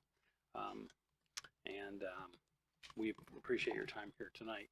I do have with me our traffic engineer, Lyle Overcash from Horn, who can address any traffic engineering questions you might have about any of the improvements we're going to be made. We did a TIA. It was vetted on our end, through Kimling Horn, but then also through NC.gov, who concurred with our findings, and then with Garner and Garner staff, it was actually the number of improvements being made and contributions being made were increased on their recommendation. Okay, council, I believe we'll hear from this gentleman, and then we'll decide if we're ready. Now that you're both standing together, you don't look that much alike, so I apologize to this gentleman. Yeah, but thank you. Yeah, we noticed earlier that we kind of dressed alike. Yeah. Law Overcash with Kimley Horn, 421 Fayetteville Street in Raleigh. As mentioned earlier, yes, we were brought in to perform the traffic impact study that we finished in July, and NC.DOT and the town has reviewed and concurred with the recommendations. We followed that up with a signal wire analysis and cost estimate for the southbound right turn lane at Bryan and White Oak. Yes, through the signal wire analysis, as many of the residents have mentioned, that you do have a congestion issue there at Bryan and White Oak. We went and looked at the accident history in conducting the signal wire analysis. There's been about 5 accidents there in the last 3 years. Only one was correctable by a traffic signal. So we're not seeing a problem now, but of course, as traffic volumes increase, that could change into the future.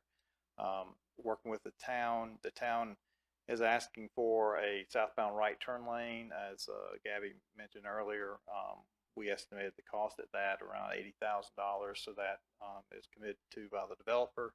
The town also was interested in the cost of signalizing the intersection. We estimated that about $144,000. Our development is contributing 5% of the traffic at this intersection. There's been a lot of talk of the other developments in the area. They are contributing about 30%. So we're piece of the problem there, but we're a relatively small piece of the problem compared to all the other developments that going on in the area, and those were all considered in the traffic study. We considered about 10 other developments. So we kind of added all that traffic together, and then that's how we conducted the TIA. So yes, you have traffic going on out there, and it's going to continue to increase. you had a very good point about this becoming a bond project. My recommendation with the intersection, you mentioned, widening between, Target's driveways, Hillendale and Bryan. I would pull those through lanes through the intersection. So you would pull the second southbound through the intersection and drop it below. In the same way, when you're going northbound, add that second through lane ahead of the signal, and there you gain a lot of benefit from those additional lanes at the traffic signal. But I think that's a very worthwhile effort there, because there's a good bit of traffic there. I tried to take a look at the regional model and see what impact the widening of I-40 is going to have on the traffic on White Oak. Intuitively, I live down kind of Johnston County, but have a Garner address. But I know there's so many folks that come up from that way, and there's a new interchange being planned down that way at 42. So I'm hoping that we'll see a shift of traffic off of White Oak on the 40 once 40's been improved. But the model is not really good at showing what that impact is going to be. I think that covered most of what was discussed. As far as traffic cutting through the neighborhoods, we took a look at that, and just the way the neighborhoods are organized and the lots, we figured that there'd probably be a kind of a trade of people from the Everwood neighborhood going up through this neighborhood and going out those driveways versus the other way. And we did look at traffic count at the Everwood intersection, and that kind of bears out that a vast majority of the traffic wants to head to the north and head to take a left up there. So in our TI, we kind of think it's basically a trade-off, and we just don't see a lot of the traffic from the new neighborhood cutting through the existing neighborhood. The driveways for the new neighborhood, I think Roger mentioned the southernmost driveway will be a right-in, right-out, and that was a recommendation in the TIA. The other two driveways would have dedicated left turn lanes into them, and southbound right turn tapers into those. And sight distance triangles would be adhered to based on DOT design criteria and the town's design criteria. As far as needing a left turn into Everwood, that would not warrant a left turn lane into Everwood, because we just don't anticipate that much traffic from our neighborhood using that route, because it's not that direct. And I think that's it. If you have any questions for me, Okay, any questions for Mr. Cash? Anybody here? Question, but I do have a comment, if I might. I appreciate the percentages. I hate these things just like everybody else does. I appreciate the details and the percentages. I think that we have to balance that with the knowledge that the likelihood of an accident happening there may be X percentage, but if it's you in the accident or your child, that's 100% you. And so we need to keep that in mind, that we have responsibility to care for all of our citizens when we are planning a development. Anything else? Yes, question for the staff. Do we have a copy of the TIA, traffic impact analysis?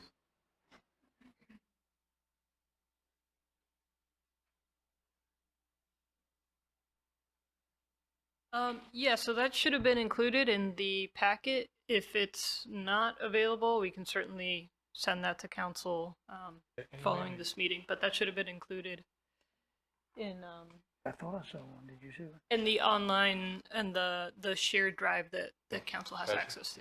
All right, it's on the shared drive. Okay, nothing else for Mr. Cash? Thank you, sir. We appreciate it very much. Okay. All right. Come forward if you will.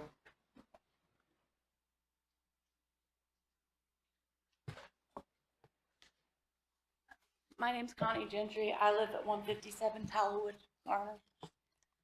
They act like everybody in Myers Creek is going to go left down Bryan Road to White Oak. How many people in the subdivision are going to have kids at the elementary school further down Bryan Road than what we are? plus the high school, which would be easier to get to, going down Bryan Road to Ackerman and around. Did they include that in their study when they said no left turn lane into Everwood? And we did have a camera on a pole at the first part of July, which A, middle of summer, B, during a pandemic, which I've not been into my office in over a year, almost 2. And so the traffic that comes in and out is not normal for our subdivision alone, let alone anybody else's down there. And I don't think that was taken into effect. Plus we have 2 or 3 school buses go through our neighborhood twice a day, once in the morning and once in the afternoon. How are the buses going to be turning left into our subdivision? Because already down Bryan Road, you have people tailgating you, flying, so you have to literally turn your blinker on 5 miles or a mile before you get to where you're turning, so they will back off. If a deer comes out in front of you while you're going down Bryan Road, you have taken your life into your own hands. And I'm sorry. Thank you for your time. Thank you very much. All right. I believe we've pretty well explored this. Well, I'll be very brief. All right. Just for residents, you may or may not know, but the town's long-range plans is to extend Ackerman to 50. I mean, that's the plan to happen one day. The big expense there is crossing Mahler's Creek, but the long-range plan is to take Ackerman to 50, which would be a huge pressure relief valve for the whole area. But we're not talking that can happen as quick as maybe the stoplight. I'm just saying that's in the plans to happen one day. Okay, council, and the public here knows, there's no final decision to be made here tonight. So I'm going to close this public hearing. I think we've heard most of the points of view that you citizens have expressed, and we hear your concerns, and we're going to refer this to the Planning Commission. I hope. I want to close public hearing and ask for a motion. I move we refer this to the Planning Commission for plan consistency review and recommendation. Second. Okay, motion properly made and seconded. Any other questions? Hearing none. All in favor of the motion, please vote aye. Aye. If you oppose, no. And it's so ordered. So this will go to the Planning Commission for their consideration, and we'll come back to this council after that. All right. Thank you all for your patience and for your courtesy and the time thing. We're going to take about a 15-minute recess at this time. Be back at 9:45. In an unincorporated area. County is not doing what the municipality is. It's just doing it in the unincorporated area. We're ready. We're ready. I think we're live. Also, we're ready. Mayor Mark, it doesn't bother me. I think we're ready. I think why? We're good. Sorry. All right. Mr. Mayor, Council, it's good to be with you this evening, this relatively late hour. I think Mr. Singleton kind of gave us a lead into this. We're going to, in the next 2.5 months, we're going to be doing a lot of bond outreach because we'll be having a referendum. We'll actually be having 4 referendum questions on the municipal ballot. Election day will be November 2nd, and early voting, and we'll go through some of the voter information in a little bit. But early voting will start on October 23rd at Avery Street Recreation Center. When we did our bond outreach for the 2013 bond program, a centerpiece of that was going out into the community and talking to civic groups, talking to I think we talked to HOAs, we talked to some of our advisory boards, and we presented this information at council meetings, and we did it in the form of a PowerPoint. We had video, we had a brochure, we had some web pages, and we anticipate doing most of those things again. We're going to add a few elements, but this is that cornerstone, the kind of our road show that we'll take out into the community. And who knows with the way things are, but when I say going out to the community, some of that is probably going to be virtual. And we do have a few tools that we didn't have, 8.5 years ago. So I'm going to run through real quick, relatively quick, the draft of our PowerPoint presentation that we would intend to present to the community, and we have a couple scheduled for next week with one of the civic groups, and then kind of the big rollout at Connect on the 26th. So let's run through some of these slides. You can stop me if you want, or if you want to just hold your comments till the end, you can do that as well. So the council, voted on August 2nd unanimously to give residents of the town the opportunity to vote on these 4 questions. They'll appear on the November 2nd ballot, as I said. If they are all approved, the town would have the opportunity, or would be authorized to, borrow up to $69 million in what are known as general obligation, or GO bonds. The 4 categories that we will have this time around are pretty similar to the ones last time. We'll have parks and recreational bonds. We'll have street and sidewalk improvement bonds, as Mr. Singleton alluded to already. We'll have public safety and services facilities bonds, and we'll have, as our 4th category, stormwater bonds. I should say here that this is really the culmination of several years of work, of planning, of consultation with consultants, and master planning. We've had some opportunities to purchase parkland and work with consultants to develop some ideas about what our parks might look like. Y'all were given a sidewalk prioritization list a couple weeks ago, and that's a continuing process. So that's all just a way of saying that these bond initiatives that voters will have a chance to vote on, it really is the combination of quite a few years of work by staff and council. So what are general obligation bonds? We took the opportunity to explain this to voters last time. And so, of course, we want to do that again. Simply put, it's debt. It's debt that's issued by states, by local governments, such as a municipality like us, or, perhaps by school districts. And in 2013, we did have that vote by voters. They authorized the town to issue $35.7 million, and we used that funding to build this building. It's about 4 years old. We used it to build the new police not so new, but the police headquarters, to build our just recently opened recreation center on Main Street, at the corner of Main Street and Montague. We did sidewalk projects all over town.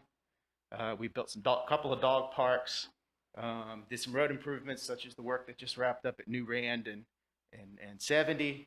And so, it helped fund a lot of projects. So issuing general obligation bonds is not new to us. We've done it to grow the town before, to fund capital project needs. And so voters will have an opportunity to weigh in again to whether they want us to do some more of that in the future to fund our future. GO bonds are generally the most fiscally responsible way for a town to finance big capital projects that span multiple years. They, of course, have to be repaid because it's debt. As we said, there are 4 categories: parks and recreational bonds. If voters approve the parks and recreational bonds, it would give the town the opportunity to borrow up to $35.5 million. As I said already, we've had the opportunity to make some parkland purchases, and so these funds could help to finance the development of some of this parkland. The 2 pieces in particular are the Jurgen property on Garner Road and the Meadowbrook property, which is off of White Oak. So in addition to building new parks, you have to keep up your existing properties, your existing facilities. So these bond monies could be used to help rehabilitate some of our existing facilities. They could be used to expand our greenway system, because that's something that our residents want. And they could also facilitate the future parkland purchases. The next category, street and sidewalk bonds. So if these were approved by voters, they would authorize it would authorize the town to borrow up to $24.05 million, and it could fund a multitude of projects, including the one Mr. Singleton alluded to, possibly on White Oak at near Bryan Road. Also the widening, additional widening and improvements at Jones Sausage in that section from going from 40 Interchange or Amazon down to East Garner Road. As with the last bond program, it could also fund installation of new sidewalk projects in different parts of town to improve connectivity, parks, schools, retail areas, neighborhoods. And then a third area that these bonds could support could be development of infrastructure for an eventual circulator bus route in town. So that's our second category. And our third category is public safety and services facilities. This is primarily to help, or this would help primarily to help facilitate construction of a new fire station or a combined fire station EMS facility in the 1010-401 area, one of our obviously faster growing parts of Garner, pretty distant from Garner's historical core. And so to maintain the services that residents would expect and to maintain adequate response times, we've identified the need for construction of that new facility. And then we have recently gotten a rendering, an elevation drawing of what that new combined facility could look like. And then our fourth and final category are our stormwater bonds, and these are the ones that, it's that kind of infrastructure that you don't appreciate and even notice until it fails. But we do have many older neighborhoods that give Garner a lot of its charm, a lot of its character. But in some of those neighborhoods, there's stormwater infrastructure that hasn't been updated in several decades, and engineering has we identified needs in those areas. So if these bonds were approved, we'd be able to borrow up to $2.95 million that we could dedicate to stormwater infrastructure upgrades. So those are our four categories. This is debt that we have to repay.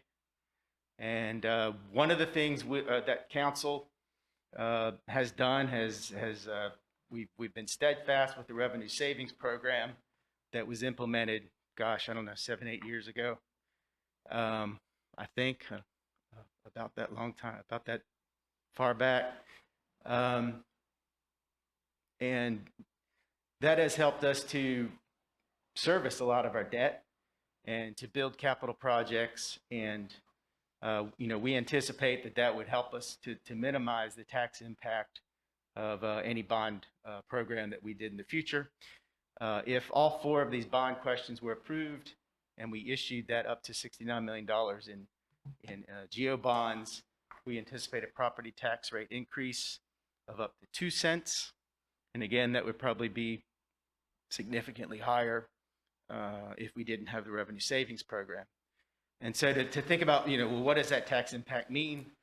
The average house valuation, according to Wake County Tax Office currently in Garner, is about $233,000. So a 2 cent rate property tax rate hike would work out to $46.75 annually.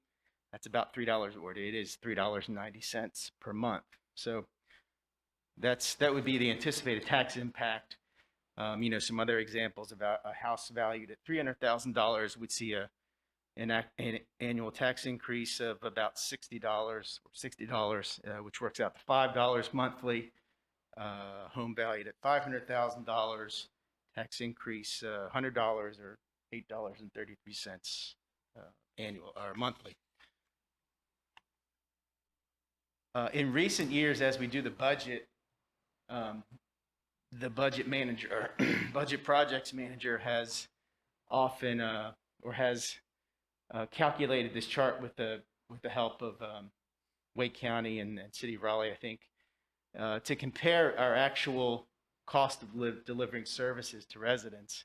And what we've seen in recent years is that Garner is highly competitive. In fact, for the past few years now, we've had the lowest cost for services. If you look at the actual tax bill, average tax bill, property tax bill for a resident, and then consider the fact that we do not have currently solid waste fees or stormwater fees, but rather they're rolled into your tax bill. So when you add all that up, the cost of services for a Garner resident winds up being lower than for other residents in other communities. So the election is on November 2nd, early voting, Avery Street Rec Center, October 23rd. The one-stop shop for folks to get information on all this is the Wake County Board of Elections website. There you can get information to register to vote on absentee balloting, early voting days and times, and a whole lot more. There's also a phone number you can call. But so that's the overview. And I was going to go over next steps. So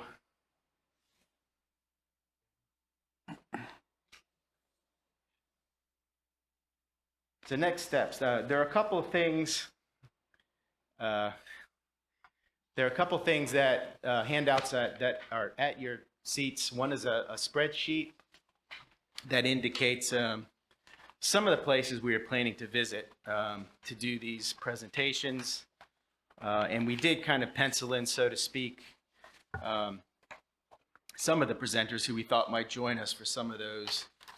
If you can take some time in the next few days to kind of review this sheet, think about some of the groups you might want to present or help present to. You can get back to me and CC Mr. Dickerson and Hodges on that, and we'll get that going. The first one is on next week on the 24th. We then present at Connect. We'll roll out our video at that time, the main overview video. We anticipate this time also having some shorter standalone videos that we'll share with folks. We'll have the brochure ready and print it out and have that ready to distribute at Connect on the 26th. We'll have that available and distribute that around town. We will also have a mailer that we'll send out, I anticipate, late September, early October, certainly before early voting starts. We're going to use all of our social media outlets, our e-newsletters, our Facebook Live, which is a new tool to continuously roll out content as we wrap up some of these shorter, quick hit videos. On each of the 4 questions. That's a great opportunity to roll out some new content and drive people to the website. As for the website, we hope to have that ready to launch next week. We're working with our consultant on that. It should consist of a main landing page with some information, and then individual pages for each of the 4 questions, an FAQs page with about a dozen questions that we anticipate residents having, which of course can be updated as needed. We'll be able to embed our videos on those pages, and then on the footer, we would anticipate having a button or a link where folks can go to Wake County Board of Elections to get more information on how to vote, where to vote, how to get absentee ballots, all that stuff. So those are next steps. I think certainly we can take feedback and comments, but sort of our 2 to-dos for y'all in the next maybe 24 hours or so is to get back with us maybe with those groups that you might want to present to. And then second, there's a draft of the brochure that we left on your desk. If you could review that and try to get back any comments or revisions you would suggest for that, if possible by end of business tomorrow, but a little bit of wiggle room there. And Rick, I think part of the goal too is to have an elected official with the staff member. If possible. if we Last can- time, I think we tried to have an elected official and a staff member at each of these group presentations. I don't know that we absolutely stuck to that every time. Again, we looked at the advisory board liaisons, and, there's some natural tie-ins there. We looked at, other memberships and participation that y'all have in the community, and penciled a few of y'all in for those, but none of that we're set in stone. I can. You see some that just have staff. I mean, I can do Optimist Club, Yeah. and I think the Lions Club would be good. It'd be in downtown. I think Kathy and I could do that one Yeah, we could do together, that together. since we need to. I did these last time. I did them when Katie was our special projects manager. I'd be willing to do the Civitan Club. I'm sorry. Be willing to do the Civitan Club. You would be willing to? I would be willing Sorry. to do the Civitan Okay. Club. Mhm. Are we going to have any, I'll do that one with you if you want me to. Okay. Are we having like the yard signs in support of this effort, and how? We Well, need them for the voting precincts as well as, it'd be good to have some out. Lions Club. The town really can't say, We- the town we- can't put signs out and say vote for that. They can't do that. yeah, we don't do advocacy. But I mean, if we you want don't to do it. We could do informational signs that just, drive people, for example, to the website, or let them know when election day is. I'm sure the chamber or somebody might step up. I think they've done that in the past to. Are you gonna be at the Connect conference? Are you gonna be at the Connect conference? I'm not decided yet. Okay, well, I am. Well, if you go there with me, then we'll stand up in front and ask them to do it. Okay. How's that? That'll work. They've done the last two bond referendums. They've had signs saying "Go Garner" and say "Go Garner bonds." So Go Garner bonds. We'll let the mayor speak, and you and I will stand beside him. Okay. Yeah, I'm going to the I'll get Connect there, conference. too. But, All the council members can stand beside the mayor. There you How's go. that? I'm not excluding anybody. Caution you to be careful about encouraging anybody to do advocacy.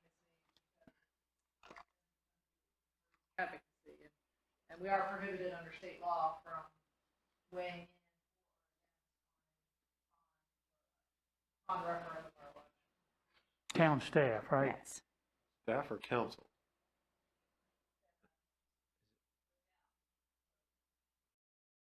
Oh, that's news to me. What you do is you creatively say, if someone would like to contact the town staff in ways that they, or contact Rick, who's our communications manager, and Ms. Jones, who can tell them what the town can and cannot do, and what an advocacy group can and cannot do, and then that'll take care of it. Well, Rodney knows and John knows, so, yeah. I guess mean, I thought elected officials sort of had free reign in terms of promoting bonds for the town, but not town staff. We'll double check. Is that something we can double check? Yeah, we'll double check the statutes and make sure. Yeah, I mean, the prohibition's against the town, and as a body, you are the governing board of the town. But yeah, I'll double check on individuals. Yeah. But by putting that in front of the public, you're being an advocate to begin with, so. I mean, really, just honestly, putting it out here, you're an advocate because you're putting it in front of them and say, here, we hope you will consider this. So in a way, you're an advocate already by presenting it to them. Not the staff, I'm saying because the council voted on all of it. I might try to put you on the corner because I know you can't do that. I know that, yeah. But again, the last two referendums in 13 and in 2000, the chamber helped with the Go Garner signs 1 year, and I can't remember what the other one was, but they were supportive. Okay. Yeah, look into that a little further if you will, Terry. All right. Any chamber members are listening now? Rick, I would just say, I think this is a good first pass. A nice brochure there, and I was pleased to see John's coming over to my Rotary Club, so I'll applaud at the right times. No, I'm teasing, but That will be on the 8th, September the 8th, so that wasn't on your list, but it will be on the 8th. Okay. Good. Thank you. And so, I mentioned Facebook Live, but our more specific plans there would be maybe to have a Facebook Live stream where we do the presentation and take, people's questions via the comments. Have several of those in, September and October. We've done those with UDO rewrite. We've done the police are doing those now where they invite folks to send in questions via the comments. We've done it with the budget. So we have some experience and some success with that. Again, that's something we didn't have 8.5 years ago. If COVID continues to get, worse and we're not having as many in-person community presentations, that's clearly a tool we can use even more to the extent we, feel like we want to. Okay.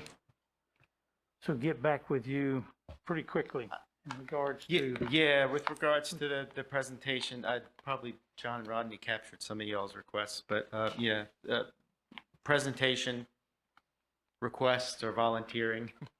And then, if you have comments on this, maybe by end of business tomorrow, preferably. Okay. And I think, next week you'll see the website. Actually, I think we call these microsites since it's like, 6 or 7 pages. Plus, we should have that main overview video. We'll certainly have it for Connect. That's a hard deadline for us, but we should be able to send you a final draft of that maybe earlier in the week, next week. All right. Any questions for Rick? Comments? Okay. Thank you. Thank you very much, Mr. Mercer. All right. I believe we're ready to move to any committee reports. Are there any? You guys have been reporting, but you're okay, right? I have a report at this moment. Okay. But we will be ongoing in the very near future. It's an ongoing process, but not a report. Okay. All right. Are there any other committee reports? All right. Managers reports, Mr. Dixon. The manager reports have the Garner info and then your building permit report in your packet. Wanted to report that the night market will be downtown on Friday, August the 27th. So if you can make it down there for that. I think they're going to have a good, the night market. Night market. Yeah, something that the downtown Garner Association has been doing, I think, for a little while now. No, they haven't. Is this the first one? Okay, This is the first one. okay. They had the other markets that they used to have in the park, but this is the first one that's been a night market. That's why I'm getting confused about that. But they're going to be doing those. I think the last Friday, is that correct, of the month? And yeah, 4 months. Yeah. Okay, good. And I sent out information about the October council meeting date. We typically change that date to the Thursday, or the Thursday after the ICMA conference. But since either John and I will be here, possibly I may be here also, we can move that back to the 4th. Is that the right date? That first Monday. So if you want to just make that our normal meeting date, we can do that, because since it's not predicated on whether one of the managers will be here. I'd say we got plenty of time to advertise. I think a lot of folks don't even realize we even move it until right before it gets here. So if you would like for us to move that back to the 4th, we can do that. Let's go back to where it was. Yeah, let's put it back on the regular day. Everybody okay with that? Yeah, okay. And I don't think I sent it out yet, but I'll send you some information out tomorrow, if I hadn't already, about the census. We did get some numbers back, a little different than maybe what we expected, but we're going to have them double check those and then see where we go from there. So. Didn't the number say 31,000 something and we're talking about 36,000? The number said 31. We think we're at least 34.5 or so. That's kind of the way we've been tracking it over the last few years. But yeah, it was surprisingly lower than what we expected. Another thing that was a surprise when you start looking at the census tracts is the great increase in our Hispanic population. and Yeah. some of our census tracts, it's We upwards of do have an 20. opportunity to, have a recount or have it's not a recount. It's, what is it called? Not a protest. What is it, the process called? They've got a unique Yeah, name it's for a it, but unique- we yeah. would request, so it's basically a recount type of Yeah. process that we can go back and challenge. And then if we're not satisfied with that, there's some other measures we could take, but it may cost us money to do those things. To clarify what Mr. Singleton said, though, the number came back at 31 something, but staff's estimate for the same period of time would have been 32 something. So it's not quite as dramatically different. You've been getting updates from staff that take you to present day based on each CO that is issued. And with that update, we would put today's estimate at about 34.5. So 34.5 is the highest number we've been using, but that's an internal estimate based off of the COs that are issued each month. Estimated per household move-ins. So.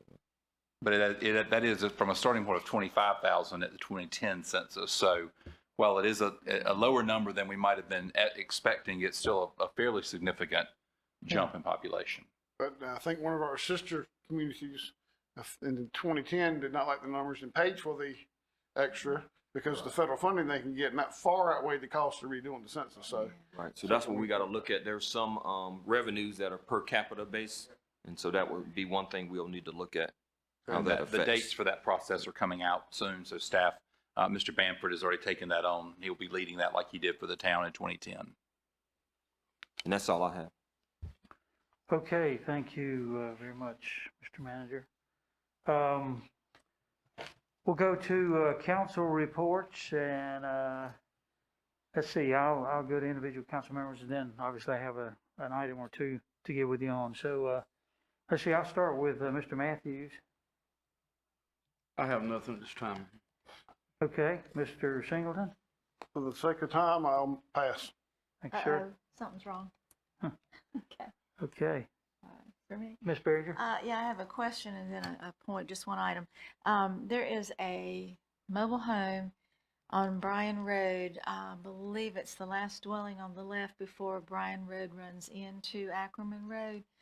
And it has for 2 or 3 years had a tarp over the top of it, like it was over, like something was wrong with the roof.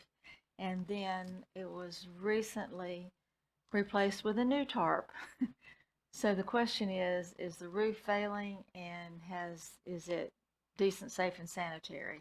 I know that's not inside our jurisdiction, but We'd have to check to see if it's in the ETJ and whether we have any. Sorry, I said that wrong. It's not in our town limits, but it is an ETJ. But I've had neighbors over there be concerned. People have moved in, moved out, and the roof has apparently not been fixed because they keep putting a new tarp on there as it wears out. We'll get enforcement to take a look at that and see what we can do, if anything. All right, and that's all I have. Okay, Mr. Dellinger? Just a few quick things. We had a really successful community meeting with the developer about this pad between Fall Bloom and the rec center last week. Good attendance, really a great event, good feedback from the community on different things to do, so we're really pleased with that. I did notice the water tower has been painted, which is exciting. If you haven't seen the water tower, it's finished. Check that out downtown. Art around town should go up, I think, this week. I think they were going to be picked up today, so they should be up pretty soon. That's really exciting too.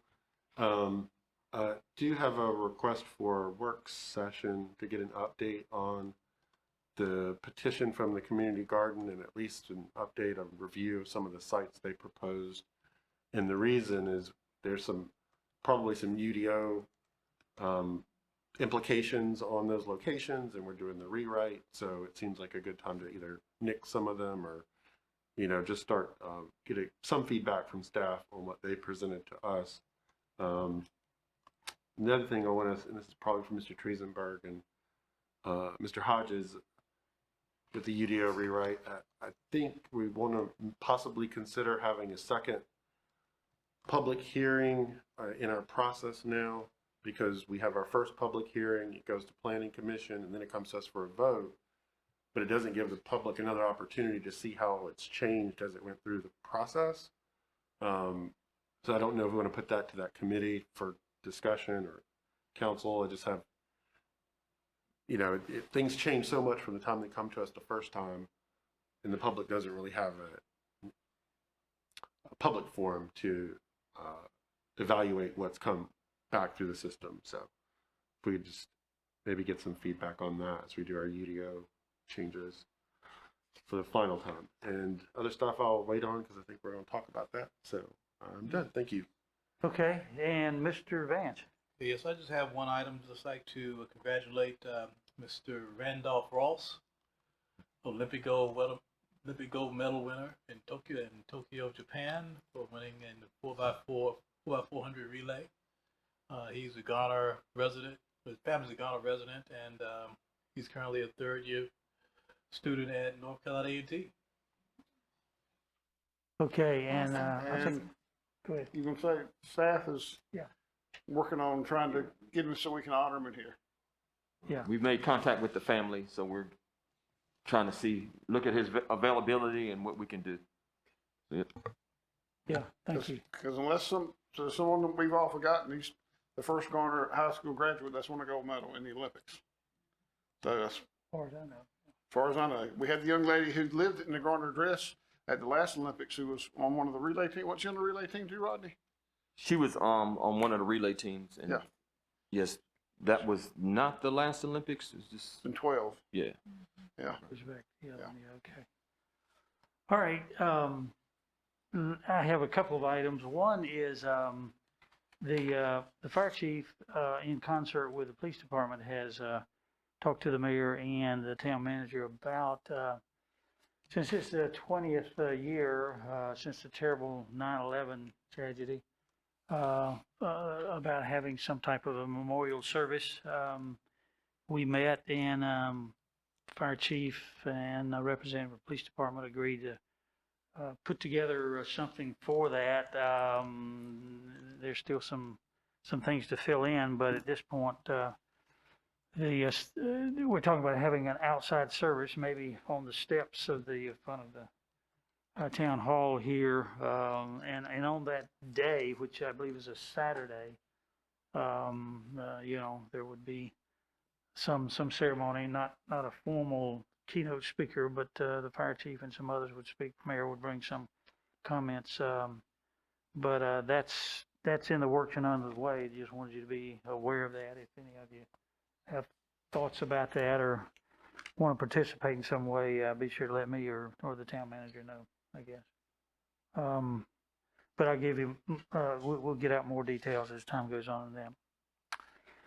The other item, which is certainly a serious item, I sent an email today, and I apologize for not getting something out earlier, but, and you have at your desk this evening something that is not finalized yet, but I think all of you know that there have been a lot of discussions about the upward trend of cases related to COVID or the Delta variant and so forth. And there have been some meetings in Wake County and also with some of the mayors. And so as a result of all that, and of course, managers have been involved in most of these meetings as well. And there's a concern that we need to take proactive steps to try to stop this trend and reverse it. I think everybody knows that vaccinations is an important part of this process. But in addition, the county commissioners are proposing to put in place another, or I guess what we refer to as a mask mandate, and have invited or encouraged municipalities to join in with that process, much like we did way back when COVID first hit, and there was a lot of efforts underway to take a consolidated effort to deal with that. And so my own personal view, having participated in some of these discussions, I agree with the concern, and that we as elected officials ought to do what we can to mitigate that. My recommendation would be that we consider joining with Wake County in their declaration, which would stipulate, I won't read it to you unless you want me to, had a chance to, and to look at what's being proposed here. I think there's merit in having the county and its municipalities working together on the same page, trying to accomplish the same thing. I know there have been some media accounts indicating that some towns are not planning to participate. I'm not sure that's solidified just yet, but I know of some that certainly plan to. And so I wanted this council to have an opportunity to speak to that issue and concern, and that certainly would be considered in regards to any further declaration in this area. I'm sure you, like me, have heard from a variety of folks with differing opinions on this issue, but I personally believe that what is being proposed here by Wake County is reasonable. And yeah, did this come from Mr. Dellinger? If I may, Yeah, Mr. that's Mayor. fine. Yeah, go ahead. And I also got some tracking maps today. I haven't had a chance to analyze them all, but yeah, it shows some problems. Go ahead, Mr. Dellinger. So I've passed a run of just a few charts. The first one shows weekly COVID cases May through August 13th. You can see we've picked back up. On the second page, you can see the hospitalizations. That's from last Friday at 2,400. The news tonight said 28. And as you can see, we were around 400 early July. The second one on that page is really interesting because they measure COVID in the wastewater, and you can see that it's consistently increasing as well. The last chart gives you a reference for the full term of the pandemic and where we stand relative to other parts during the pandemic. And as you can see, we're just on the rise, higher than it was during the summer and fall of last year, not quite to the peak of kind of late December. So just kind of current information on where we're headed in the state and in Wake County. Just another data point on the news. They said today that the hospitals in this area only have 14% of beds available and only 9% ICU beds. So yeah, the hospitalizations are increasing.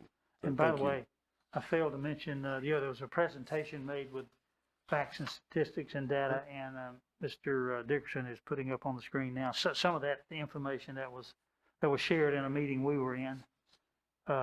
Any commentary you want to make on this, Mr. Dickerson? But I wasn't sure if you were going to reference any of these, but yeah, these are some of the tools that Wake County has to track the different levels of transmission throughout the county, and then there's some national data here too.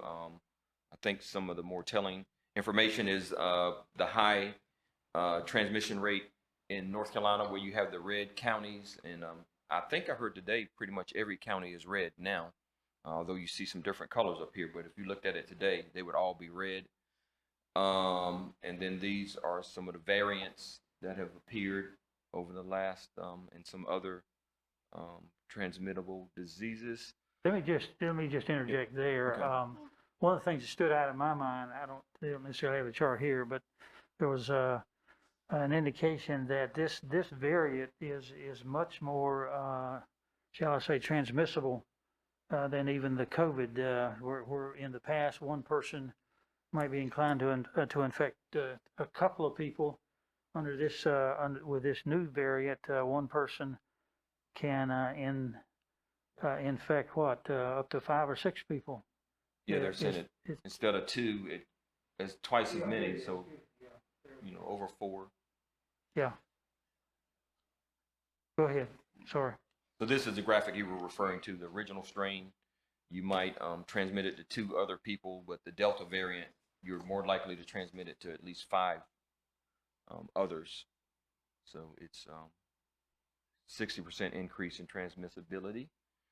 And then there's data by census tract, and Wake County they have a bunch of different tools in the public health. And this shows the percent vaccinated, and then I think if you look at a lot of reports, the vaccination count is where we're going to make the greatest gains on not spreading this disease. And this shows that Wake County is at 62%, whereas North Carolina is at 51%. And I know Wake County Public Health would like to see that number a lot higher, well, preferably on into the, 70, 80, 100%. We're not going to get to 100, but get it up high enough where it will, lessen the transmissible characteristics of the virus. And this is by age. I think they were trying to point out that the younger, you're starting to see the numbers increase a lot in the younger ages. And I think if you look at the newspaper and some of the other media, there's a concern that as schools open back up, the younger groups are gonna transmit it and get it at higher rates. And a whole lot of different data points here. So in essence, if we're inclined to join with Wake County, as some other towns will do, I think the intent is probably to put this effective probably, did I see starting tomorrow? Or is it? I think they would approve it tomorrow, but start it on Friday. Is that Friday? Friday. Friday. Yeah. Mr. Mayor, if I could, for one moment, this is one of the slides they really pointed out, and this is the number of COVID cases by month. Yes.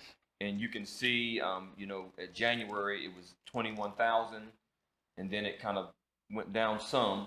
But right now we're at 3,031, and that was just for 8 days in August. So if that keeps trending the way it is in over 8 days, then we're going to be, right back up there in the 15, 20,000 caseload for the month of August. If I can make a comment, Mr. Mayor, at my church, which is a good-sized church out here in rural Wake County, we've had this discussion as to services, and we've got a lot of medical people that work at all the major hospitals, and they're sharing with us, and plus it's out there that of the COVID cases coming to the hospital, over 90% and higher are people just not vaccinated. They're not getting vaccinated, so they catch it, and they're the ones jamming up the hospital. Now, mask and us, we all have our opinions of them, but you've got to get vaccinated if we ever bring these numbers down. We can put all the masks we want out there, but, that's just a short fix, almost like a Band-Aid.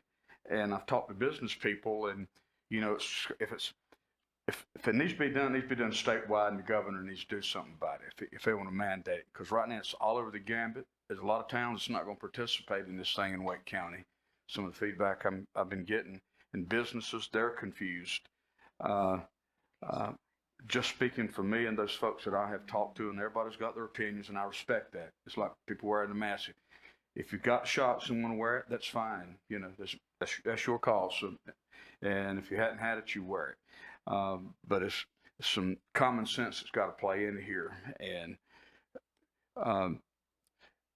Wake County, the county commissioners, they can vote and do what they want to. But speaking for me and those I've talked to, my recommendation, we just sit back and let's see what happens. You let people use common sense. You can put stores, I've seen signs in stores, if you've had the health club I go to, if you've had your shots, come on in, wear the mask if you want to. That's a Garner business. And that's common sense to me. I was in there yesterday. Nobody was wearing masks, but they social distance and use common sense.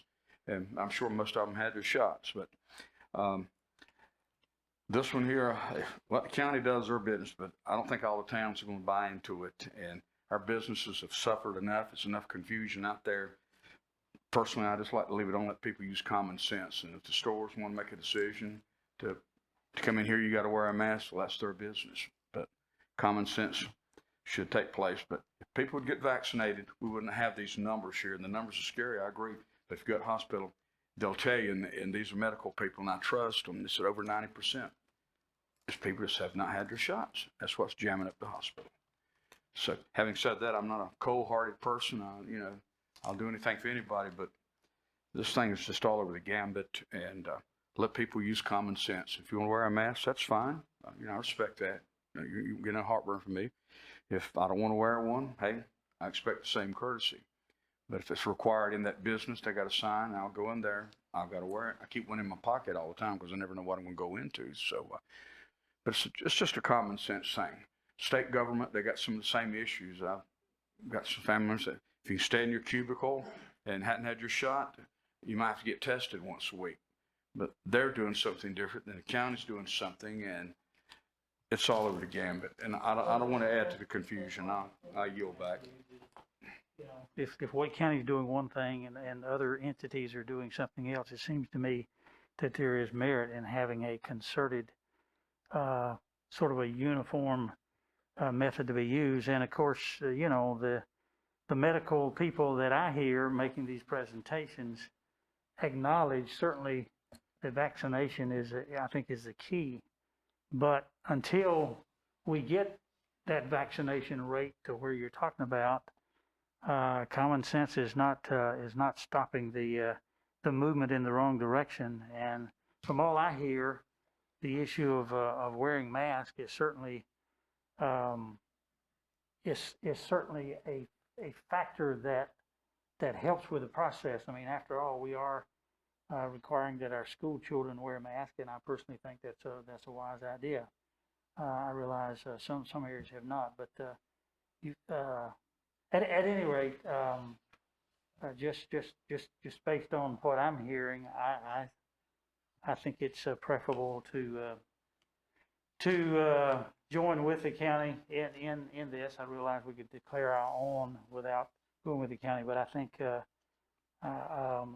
as we did when this thing first kicked off, there was a sense of unity amongst the municipalities in the county. We're all in this thing together, and I think you're seeing some of the same things happen in other areas. I think you've got Mecklenburg County on here, but anyway, so you and I agree to some extent, but not fully. What say the rest of the council?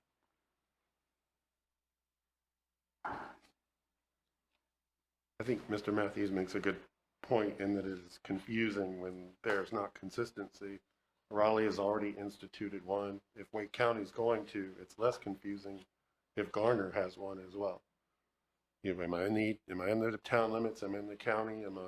So Raleigh, county, Garner, it makes it simpler for people to understand that the business they're going into is going to require this of them.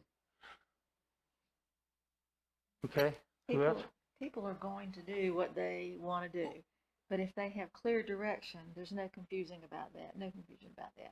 They may choose to not comply, but it will be clear what was expected, and I think we need to give clear direction.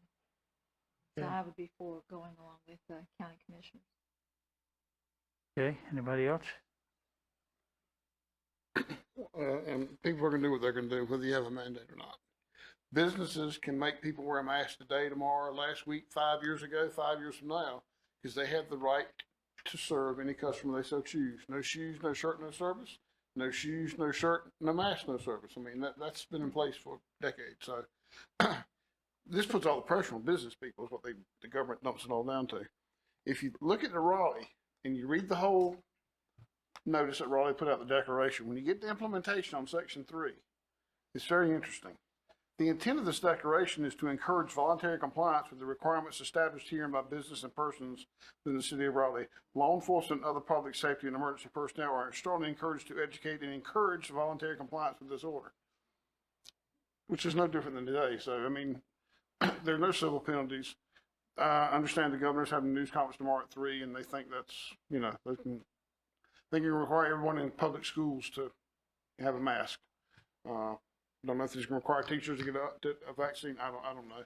I'm not going to worry about it one way or the other. I wear a mask. I'm vaccinated. If you want to do it, that's fine. If you don't want to do it, that's fine. I'm not going to lose any sleep one way or the other. It's not going to change the people who don't want to wear a mask. Because someone who travels, mainly down east in North Carolina, as I said, the further you get away from the capital and go east and west, the less people are wearing masks, no matter what the mandate is. I mean, I've been in stores before and counted 18 customers in the store, and I was the only person wearing a mask. And that's why I wear them in and out, because there's 18 people in there without a mask, and I'm going to wear one and, try not to touch stuff any more than I have to. So either way, I mean, The mayor's right in that you're gonna have part of the county have it and not part of the county have it, and I even sent you something on a text or a call or something and said, you know, we have it here in Garner and you have it in Wake County, but we butt up to Johnston County, and I mean, western Johnston County is just an extension of Wake County. I mean, not being ugly, so they're not even talking about doing it down there at this time, so it's very confusing to people, and that's why I say people are gonna do what people wanna do, whether we agree with it or not. Well, We can I make- hear what you're saying, but I do think people can sometimes be urged and motivated in ways beyond what they might ordinarily do. I mean, if you believe in human change behavior at all, and I do, I realize, you know, there's a limit, but I think I sometimes agree. people have to be spurred on and motivated, sometimes by regulation, and but I hear what you're saying. So in essence, you're saying, you know, you're not gonna be upset if we decide to go ahead and implement something. I've certainly heard from several people who say, I wish you would do that. And obviously you hear from others that said, no, you don't need to do that. So Well, I'm not sure there's consensus in that Mr. regard. Matthews said it's the vaccine that's the key, and what people need to realize is, the first go around when you asked them to wear a mask, everybody was compliant, but it's been so long. But this is gonna be with us forever. You know, we got an email the other day about getting our flu shots, I think next month. Yeah. Getting a Delta or COVID or whatever you want to call it, I mean, you'll be getting a shot this should be a booster. It's not going to go anywhere. This is not going to die out. It'll be another shot or vaccine that people will be recommended to get every year. I agree. Like a flu Probably shot. so, yeah. Anybody else want to weigh in? I'm going to wear my mask, and as been stated, people going to do what they want to do. I think that we need to do everything we can to try to tap this thing down. I believe that the mask helps in that process. But if it's mandated, fine. If it's not, I'm still going to wear the mask. Okay, either way. But that's Brian. All right. Anything else from out there? Otherwise, we'll move on to the next item. No, the only thing I would say is from the beginning, we've followed the Wake County guidelines for the most part, and then it went to state guidelines. So we've tried to stay somewhat unified with Wake County since we don't have our own public health section in Garner. We've, relied on our counterparts at the county to kind of give us guidance. So I'll just add that.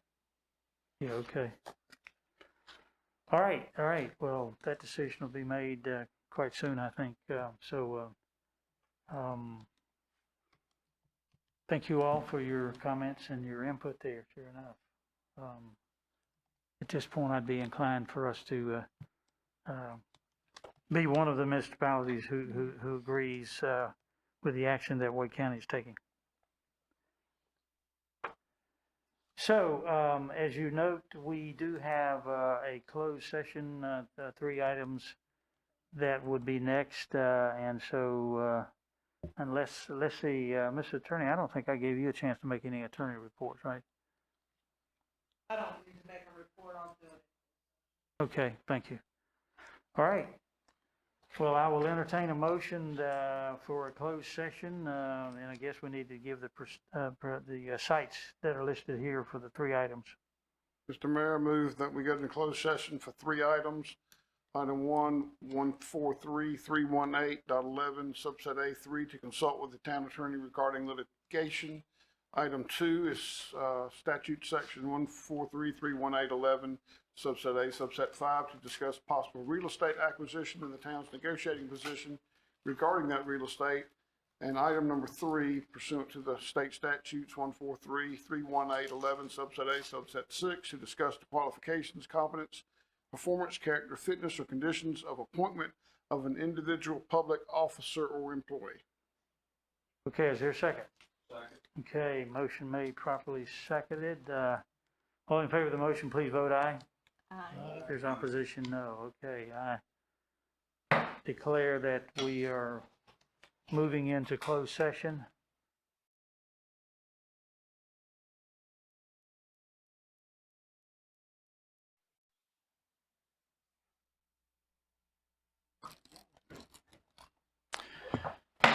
Okay, the council's back in closed session, having gone into closed session to confer with the town attorney in regarding to litigation. I'm sorry. Back in open session. I think you said back in closed session. Oh, excuse me, I'm But sorry, that's yeah, fine, okay, well, we're back in open session. In the closed session, items were to consult with the town attorney and discuss possible real estate acquisition, and also to discuss qualifications, competence, performance, so forth, of an individual public officer or employee. Council heard reports and gave proper instruction to staff, and no other action was taken at this time. Did you mention litigation also? Yeah, I think so, the Okay. first one, yeah. Well, it said to consult with attorney regarding litigation, yeah, okay. Okay, council, from my perspective, that concludes our agenda item, so I entertain a motion for adjournment. So moved. Seconded, all in favor, please say aye. Aye. And it's so ordered, we adjourn. Thank you all for your time and for the information you shared.